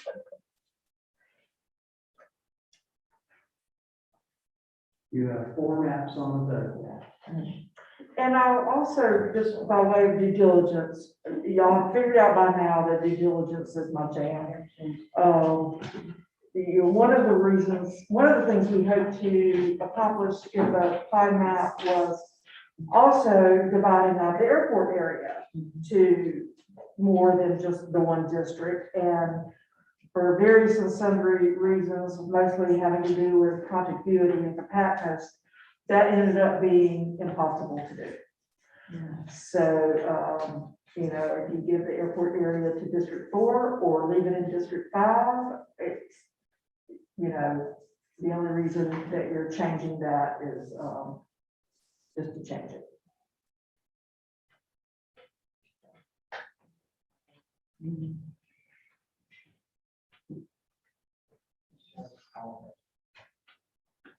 I think that we should only present 3 options. The rule of threes. And what are your 3? These 3, Marlene's moderate map, the C2 draft, and the pie shape map. So you're taking least change out of the list. Mhm. All right. That's starting to make little check marks for those votes. Comments about Pharisee's suggestion? If I vote, and I'm voting for pie shape, the moderate change 2, and the least change draft map for all the reasons that Ryan articulated earlier about it's much better balances, the district population distribution to accommodate future growth. Which one? Which one? Least change Least draft change. map. Now, we don't have to call it least change, if that's the sticking point, but it has a It's better. not my favorite map. If I might suggest, let's kind of everybody go through, instead of trying to change each other's minds, your gut, you had to pick 3. What are your 3? Yeah. Right. There's 4 up there. That's Well, right, pick there's 4 3. different maps, pick 3. So which one do you get rid Which of? of the 4, which 3 do you want?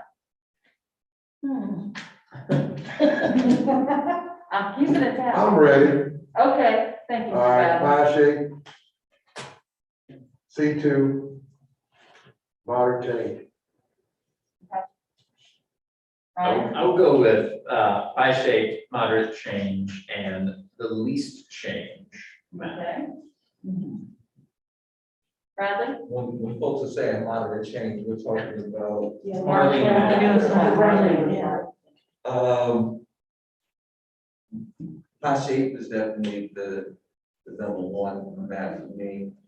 And then, if we want to give them options, Mhm. probably the C2 and then Marlene's map. Ellen? I just don't see that much difference between the C2 draft and Marlene's. If we really want to give them options, I would definitely pie shape is my favorite. I like Marlene's would be the second one, and if we have to do a third, I guess the least change. I don't really like that title either, but I would be fine just giving them the 2, but that's me. Can I ask a clarifying question? Everybody voted, right? No. All right, I'm sorry. I I have haven't a voted. vote. Okay, that's fine. Okay, pie shape. 1, Okay, and then I like Marlene's, okay.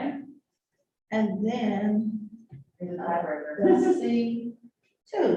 Okay, I'm tiebreaker. who's the tiebreaker? So my clarifying question is, we've articulated why we like least change.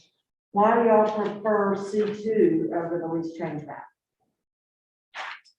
Because there isn't that much change in C2 over the least change map. And I have to agree that I think the point of what we're doing to a certain degree is to find change that matches potential for the community. That's why I'm such a strong advocate of the pie shape, because it gives all of us more even space. And I think that the least change, although I like, if you have brought this up, I would still be going to least change.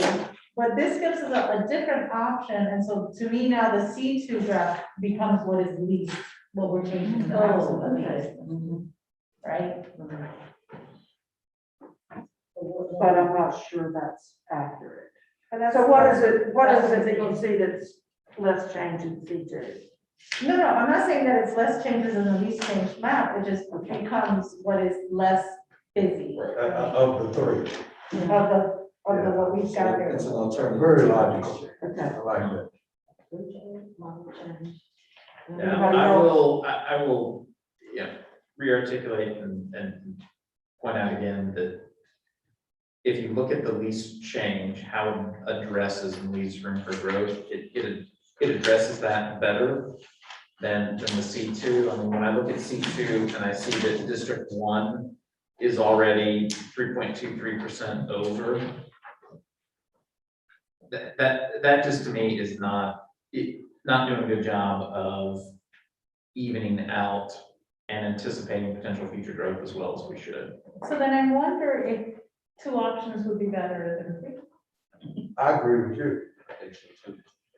I think they need three. I don't.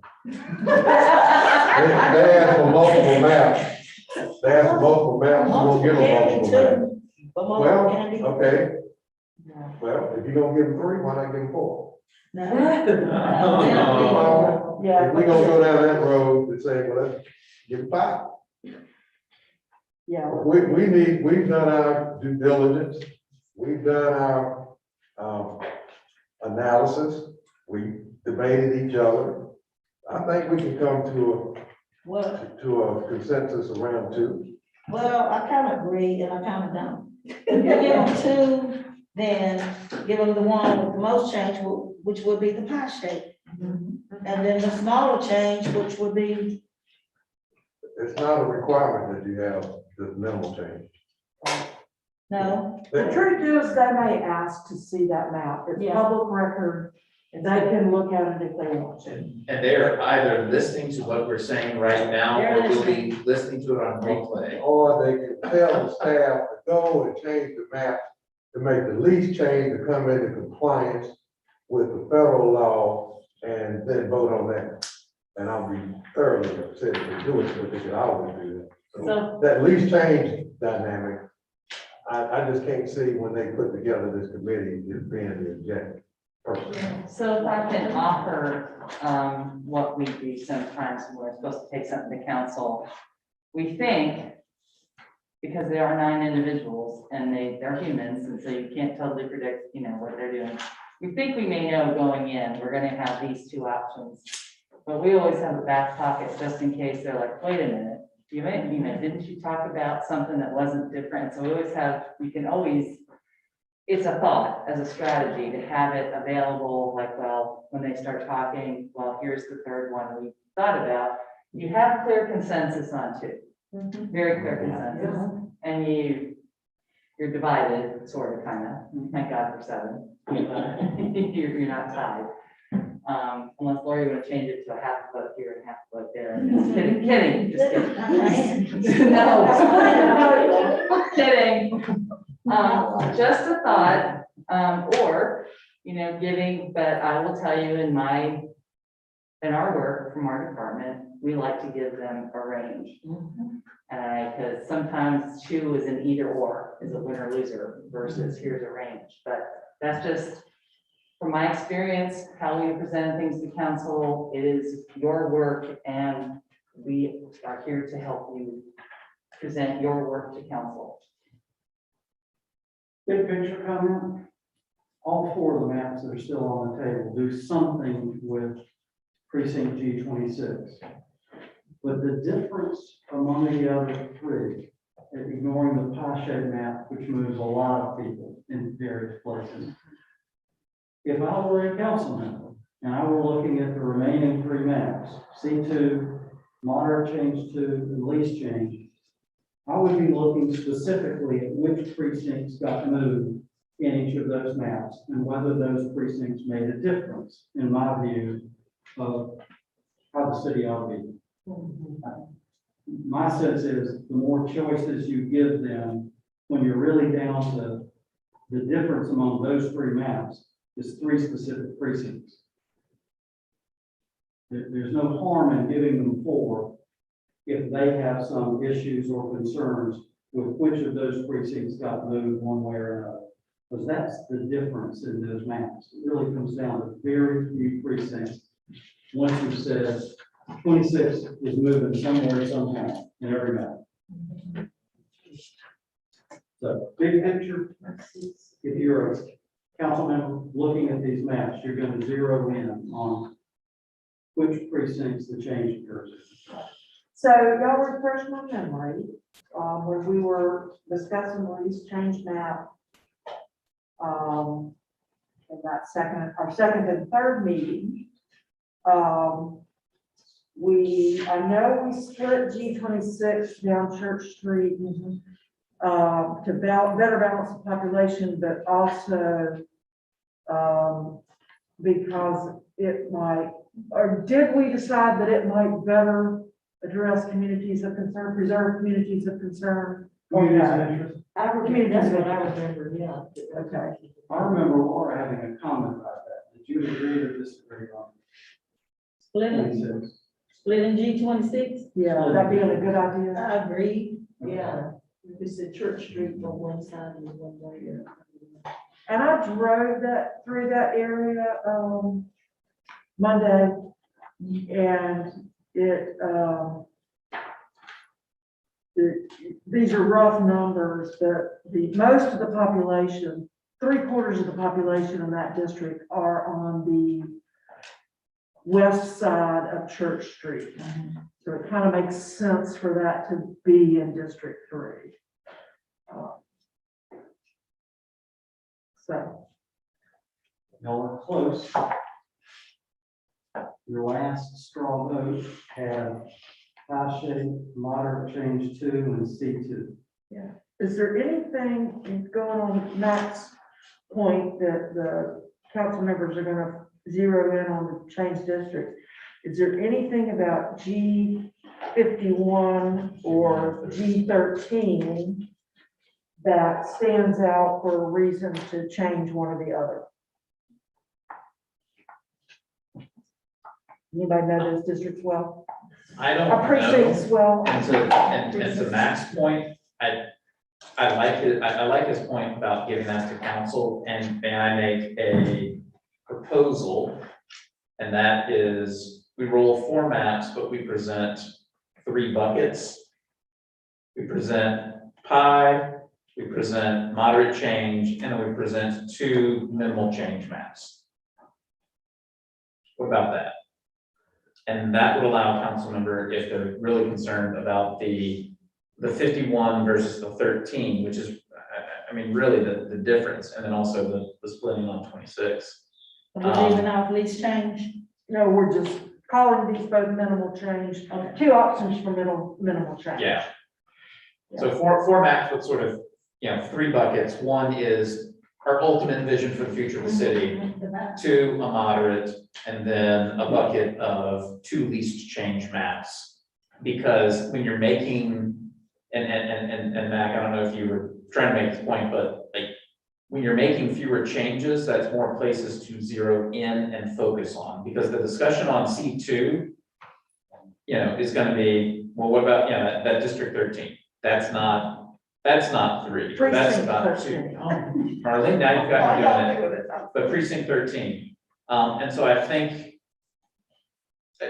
Mac, I appreciate your point about giving them 2 options. Elected More than officials 2 are options. Yeah, but we can bucket it into 3 so we can help frame it and how they think about it. Yeah. And it doesn't seem like 4 options because it's 3 buckets. Yeah. Whoever brought up the rule of 3 is right. I mean, there's all kind of imperial science about, that's what people can manage is 3. So doing the 3 buckets kind Yeah, of Well, accomplishes that. to end the debate, we do 3. We won't, I'm not really excited about that person. About the Give them 3. 3 choices. I mean, give them 3. I think we agreed on 2. And if they want to be more staggered, then they can go one of these others that has this change. So I guess I'll watch the debate when they get it.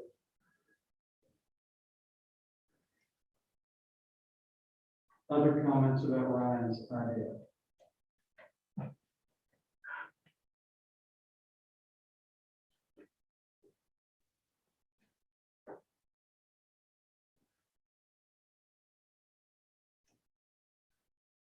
Silence is disagreement.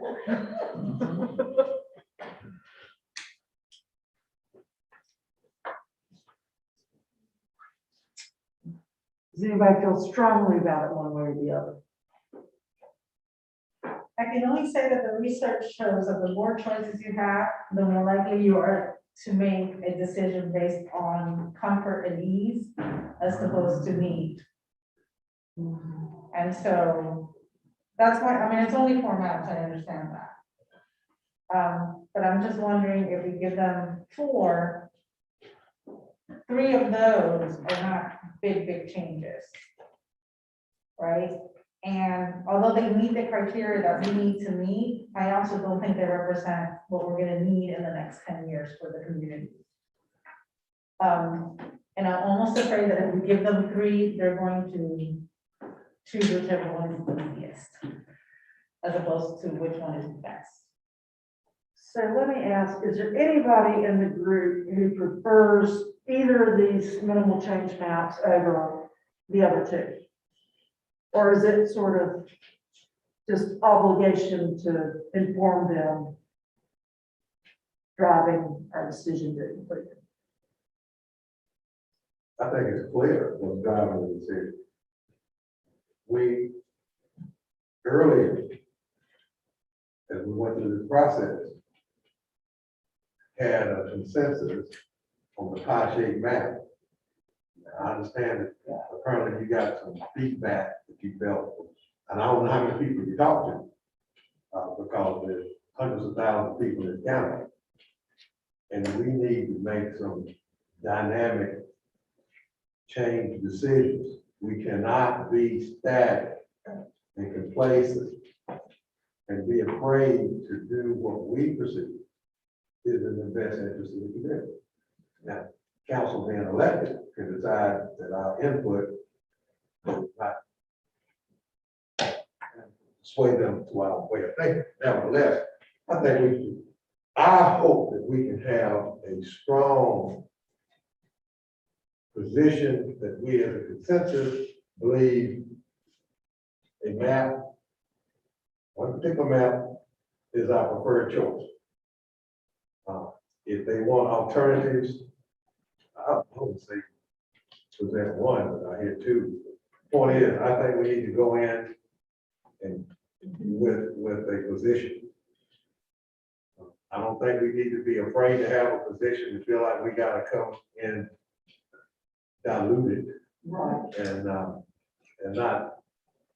stand up for what we kind of come to. So if you want to be strategic, noting that, of course, they're watching what we're saying right here in this public meeting. But if you want to be strategic, we could offer the least change map that divides 26 because some people don't like the idea, and that makes it less appealing for some. Yeah. Because, I mean, and it really is the bare minimum amount of change. But the difficulty with it is getting the bare minimum means making that split. Yeah, and Greensboro 12th is settled with very minimum, and that's why we in the city. So, am I accurate in my sense that nobody would prefer they go with least change or C2? No. I don't think so. Right, At is this that point. right? The only thing about presenting least change is it does divide that 26 along Church Street. It would look more contiguous if you split that 26 and then you did that G60 way. It would look more contiguous. It would fit that. And there's an argument that splitting along Church Street would do it. And also, it would be best for growth for District 4, which we've been hearing about District 4. So if we have to present a third one, just to get the ball rolling, I would say least district, just to get the ball rolling. But I would prefer, I like what you're saying, I like strong for pie shape, moderate, Marlene second one, but we got to do at least 2. And for the ball rolling, I say least change. But maybe it's something else. And if we present, we can make the least change map look not that great. It can be presented as, if you all wanted to do the bare minimum for the future of the city, Yeah, because that's my whole thing, right? It's, a lot of this is for immediate, and I understand that, but I just think we need to look ahead, way ahead, way ahead. It's gonna be 10 years of this. They may never ask a citizen committee again, we may be the only thing. My God, it's true. We ain't never got it, and I'll say. You're not required that. Okay, Okay. hold on, Laura's got a question. May I ask a question? You probably could answer this. But I was told by some people who live on Church Street that a portion of it is already in District 3, a portion of it. Is that true? No, Well, they think they are it's all Voter District confusion. 2. already. Are you talking about maybe? Not all of it. I don't think all of it is in District 3. But I don't know about that precinct, because there are some. Yeah, here's the base map with the current precincts. But district, And district, and precinct G26 is all in District 2. That's what it says on the map. Yeah. but there are other parts of Church Street that are not that same precinct that are in 3. Exactly, right. So it's to make an absolute statement that Church Street, if they're on Church Street, they must be District 2. That's not correct. That's not But correct. it's this one precinct that kind of is an amoeba. that Falls goes- into District 2. Yeah. So 2, yeah, it's in 2 right now. And it's kind of awkward. Yeah. So Otherwise, Church Street is Church Street extends. kind of a south to dividing south. line between 2 and 3. That's why it's already sort of split, Yeah. because it's so long, run almost into Rockingham County. All right, so Okay. going back to the question there, I tossed out the 3 bucket idea with only one thing in 2 of the buckets. I feel like people did not like that. Sticking with 3, I think I got a vote change on making least the least change dividing map for 3rd. Does anyone have strong opinions on that versus C2? Noting that the least change, it really can be presented as here's the bare minimum. And the bare minimum, you have to, you gotta split a precinct. And Presumably, if you're ready to split a precinct, just to keep what we've got, then there you go. What does that tell us about you? No, what it says. Yeah, I know we did a lot of work, but just be careful attaching emotions to people. Yeah, just our job is to objectively present, and you can present them strongly. This is the one we really think meets all the things. This one's pretty good, not as strong as this, and this will get you change and things. So you can frame it that way. Yeah, I mean, it takes care of the requirements and it does provide a good amount of growth in the expected growth areas. So in the end, just Yeah. if people, the council they're elected to make decisions and they have a lot of things to keep in mind to make those decisions. So it's not a reflection on you guys how they make that decision. So your charge is this, so, yeah, kind of. it is a different Look at seat. Sitting on elected seat is very different. Well, there was the founder of the School of Government down at UNC, a gentleman named Jake Wicker, used to say, where you stand depends on where you sit. Yeah.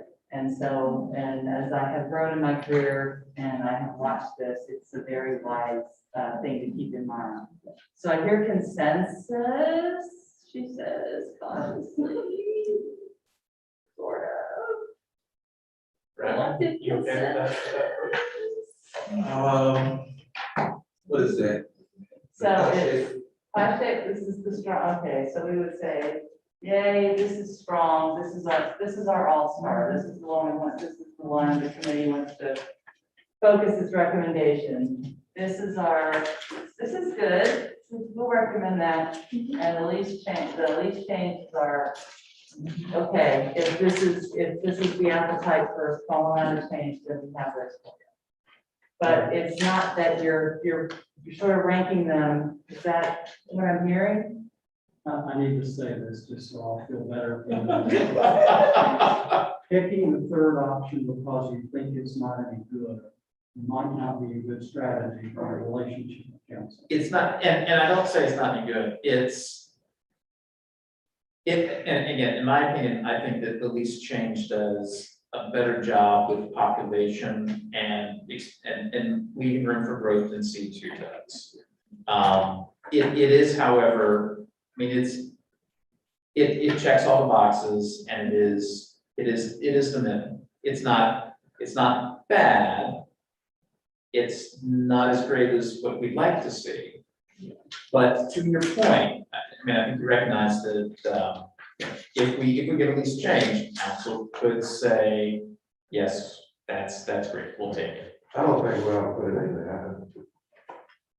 I think if I were on council, I would want to see it. Sitting on this Yes. advisory committee, I would have demanded to see it, even if it hadn't been in the staff plans. I mean, I think it's a due What's diligence fair minimum? thing.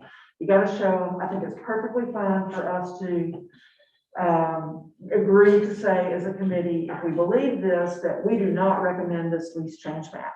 We are only showing it to you, so you are making a fully informed decision. Well, I can tolerate that. Yeah, that's a good But, approach. Is that but fair? you're gonna have to verbalize that we don't like it. It's a perfectly adequate map. It's an adequate map, but we like that visionary. Yeah. It's an Yeah, adequate yeah, map. yeah. So how Yeah, do we, that's a good way to put it. so we can frame, I mean, that's what I'm proposing, that you frame, do the strength of your recommendation that you've been talking about, and frame it in that strength, that you've got this is your all-star, this is your second string, and this is, well, they're on the team, but, just. They get water. The bench. Yeah, I just don't want to make, I'm trying to help Mac, we don't want to make value judgments about what, if they make that Yeah. choice. They have Yeah. to make that choice among all the things they have to choose from, that we probably don't know a third of, you know, just the weary is the head that wears the crown, so, we think this is roughly consensus, yes? Sort of? I want to see if we really have consensus that pie shape is our top option.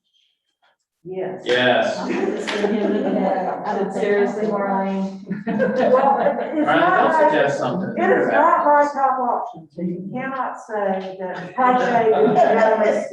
As unanimous, we said consensus. We won't fall at the market. We said But you can consensus. understand why But, she yeah. likes her map better. That's Right, yeah, I I think get it. all things considered, that the moderate change map is a thing that threads all the needles as well as they can be threaded. So I'm perfectly fine if everybody else prefers the pie shape to say, a majority of the committee prefers this as the number one option. And then you don't even have to say, you know, who it was or how many or whatever. Marlene tweaked her own proposal to pie shape. This meeting is being recorded for posterity. Yes, and I'm kind of with Marlene, I'm gonna reach out. Also, I sort of don't think this pie shape will be too favorable. I mean, You're not guessing on what they think, you're guessing on like your objective. I'm looking at opinion. the 26 precinct moves, that's what I'm looking at. As I rethink, sit here and rethink. It's 26 moves. What are we talking about? We're talking about the pie shaped map? versus the moderate change Listen, map. Yeah, versus It's fine. moderate They're gonna, change. they're gonna be moving some precincts. Yeah, but on this one, the moderate change is only 4 moves. That's fine. It's not as good as the pie shaped map accomplishing what earlier we thought was important. And if your objective is not to move precincts, then you could describe that as your objective. And then we could come up with a map, Well, but that is the objective. it would be If your beneficial. objective is trying to get the representation within the city to be more cohesive, to have some type of focus on the core of the city as a unit, commission, a city council, then you have to design your map to reflect that. If your objective is not to move as many precincts, then design your map to do that. So And in an if I can, ordinary election year, it wouldn't be an issue. Well, This is I just- hear you, but we got just one of those. yeah, And it is what it is. we don't need to put the destiny of this city at risk of not, moving forward with that as the background, in my opinion. If I can offer this, since it is You're right, this is a tie. It isn't, I was going on what I thought I heard. But you can say from this, the recommendation is, we have two strong recommendations, and that's true. These are the two that got the highest votes of 7 votes each. No, but that. Yeah, but that was, we got 3 votes. Yeah, I think right that's- now we're ranking those two. Yeah. That's And that. even though we all voted for it, Right, now tell me if I'm that's- wrong, tell me if I'm wrong. The pie shaped map had the consensus as being the preferable proposal. A majority of the members of. A majority, yeah. It did last meeting, but new information has come to light. What new information? The voter Marlene. confusion. No, who's confused? How The people in many the people places called precinct. you to say they were confused? More than I can count on one hand. Well, there's hundreds of thousands of people in here. Well, We've there are. got to think about the long range process of the city, We know you want the passion. pretty much. Ellen, your top priority, Ellen, top priority, pie shape map or Pie shape. moderate change. Pie shape. Brother, Pie shape. You won me over with pie shape. All back. you mean moderate change? No, Okay, Pie shape idea that you're on. Your first idea. I think it was a winner. Okay, So you yeah. can't do that. Okay, and Laura, your pie shape or I like these both. moderate change? I like pie shape and I like that. I don't like. Pick which one you like the best. But Marlene, you already have 5 people saying that Yeah. pie shape is their top Pie shape recommendation. rules. Bear with me for 30 seconds. Well, Pie shape or it's moderate not, it's change? getting to be 10, so we're gonna be trying to move a little further. And I was not in charge of this truncated schedule, so, Truncated. Wait. yeah.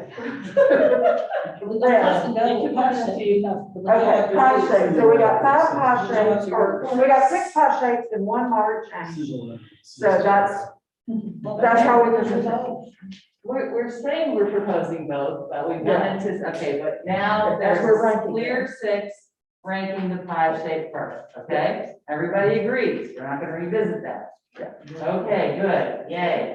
Moderate is number 2, close second because there was a lot of votes for it. And then police change is to add the 3rd. Am I misstating, overstating, understating, what? You're overstating. I'm overstating this Yeah, one? we're showing it to them, but we don't support it. I think you're overstating the moderate change. I think that we were under a different impression than we are now. And I know that I was one to get that vote. I think that the moderate change pales in comparison to the pie shape map. It's a And so it distance would thing. not be one that I would even offer for consideration. If, based on the understanding of the group that we all are clear about the pie shape map. Okay, so this is the clear number 1. Now the intensity of the recommendation of the moderate change map is what we're talking about. When you write up the talking points or what's gonna be presented, can it be presented in that process that the pie shape was either the consensus or overwhelming? I will reflect Selected what we hear from you. And all right now. alternatives to the pie shape are moderate at least. I struggle with that. What do you all think of that? And I'd like to just see and you're gonna share with us your. Oh, heck yeah, I'm not putting Okay. it. No, no putting words in your mouth, absolutely not. I think you rank them 1, 2, and 3, but you don't describe them like she just did, that choice 1 and choice 2 are close and strong. Okay, No, Clearly, the majority of the committee doesn't feel like choice 2 I agree. is strong. okay, gotcha. All right, let's talk about the process. She can send out something to all of you. You may not reply all to deliberate as a group, not in an open meeting. You may send it back to Sue, who will take all your comments and refine the document. But we will put in big bold letters on there somewhere. Do not reply all. Just BCC, right? No. Okay. Yeah. having just been through that now. Okay. So she'll do these bullet points you're saying, and then Yeah, we'll I- apply back to her. Yeah. You'll collect the comments and refine her work. So as I see it, our job as staff is to try and encapsulate what we have heard, the work of the committee. It's not our work, it's not our words. We want to make sure we are communicating what you want, just so, trust me, even if you're doing it from Zoom, I get tongue tied, I have to have bullet points to remind me, so I don't forget stuff. So that's all this is for, to make sure the salient points are made to council. And Brian, you may end up changing it. I Put it in your do syntax. The chances of somebody replying all the 7 people is pretty high. And so I think I would propose a better way to do it is you all elect a chairperson who will work with staff. And then that chairperson, let's go back in the email. I mean, really, if you want to elect a chairperson who you believe has a grasp of what you all believe, and let that one person work with staff. All right, let's try that. Y'all said Ryan is your spokesperson. May Sue work with Ryan to. Certainly, but I want to see it. Can you send 7 emails? Send it- Yeah, I can, so Can't you send individual emails? I mean, Yeah, I'm yeah, just saying. that's why I said, James, would it work if I sent 7 individual Yeah. emails and then there's no reply all, it's just reply to me, just one-on-one conversation? That might work, but. Okay. like said, I will the just thing that beg, happens- plead, beg, plead, I don't And the know. other thing is, if you all talking among yourselves, or emailing among yourselves, that is would be considered a meeting as well. Well, So that is the, I'm what I'm not saying emailing. is, this process that you all are embarking on is fraught with peril. And what I suggested that nobody really wants to do, but if you all want to have this collaborative effort to come up with how you want to present the council, it really dictates another meeting. That meeting will not affect what's going to council, you've decided that, but you can meet and have another meeting, public meeting, and hash this out and write it up. That way it'll be a public meeting. You know, if we don't have any issues with somebody saying, you know, you actually had an actual meeting that was not a public couldn't view, couldn't attend or whatever. So, so that's what, you know, I would say that if you all want to have this collaborative process, there's really no way to really do it outside of the public meeting. Can we do it by Zoom? Yeah, just like we're doing now. Yeah, But we would have I mean, to so allow we the could be public to Zoom. view, we'd have to allow the public and that's fine. to observe. the But they Zoom. could do that, couldn't they? You have the technology, we could meet by Zoom and they could participate that way. That's right. I'm looking at Matt. What are we unclear on tonight? Maybe I'm confused. How they gonna write it up? The comments that our representative from the Citizens Committee is going to make, we want to make sure everybody agrees that everything's been covered and been covered accurately. the way we see it. So James has probably wisely recommended that staff and presumably Ryan work together to get a draft out to us. In theory, we could respond to it if everybody likes it or the tweaks are minimal, we're done. But it might be wise to set a Zoom meeting in a few days, sometime before Tuesday night's public hearing, just for us to talk it through if we want to make, if they, got off the mark somehow. I would suggest that Ryan can do this on his own. Y'all have been together a lot. You've had a lot of conversation. I've heard him replay what other folks have said several times. I think your spokesperson has it. Yeah. I don't think you need another meeting. I think Ryan can do this. With Shucks, an thanks, man. electronic review by the rest of us. Or is someone else willing to do it? Just saying. No, I mean, I trust him to do it because we entrusted him that when we hear this presentation, it'll be what we. Yeah, if I mess up real bad, y'all are gonna get up and say, you mischaracterized our discussion. So Yeah, I think it's important that the committee see the draft comments. oh, yes. Before. Oh, yes, Yeah, absolutely. So there won't be surprises on Tuesday. Yeah, so, Okay, um, so we have for everyone to see the comments, we have two paths forward. A Zoom meeting that is called and allowed public to observe. Or we send the individual emails so that you aren't collaborating electronically and we just gather at the central gathering point, but there is a risk, right? There is a risk in doing that. So, And then the third is y'all sent something to me like tomorrow or Thursday. there you go. That's Okay. good. There you go. And then, and do a quick review back and forth with y'all to then get out to the committee. And That y'all, would be my suggestion when it goes to the committee. If anybody objects to something, email Ryan or Sue and we'll figure out a next step. But if there's no big objections, we're done. But though you'll get individual emails. or if there's only one or two objections and they are easily resolved or whatever. I suspect that Steve does, that we can do this without another meeting.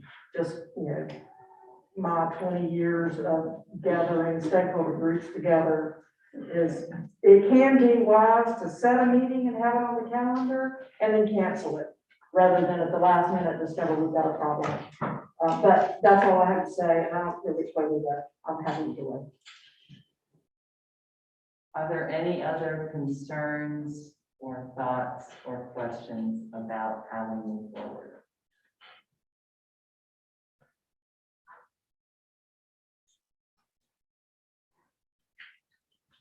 So, Do we have consensus that Ryan's our speaker? I thought we had agreed on that, yeah. Sure. Yes.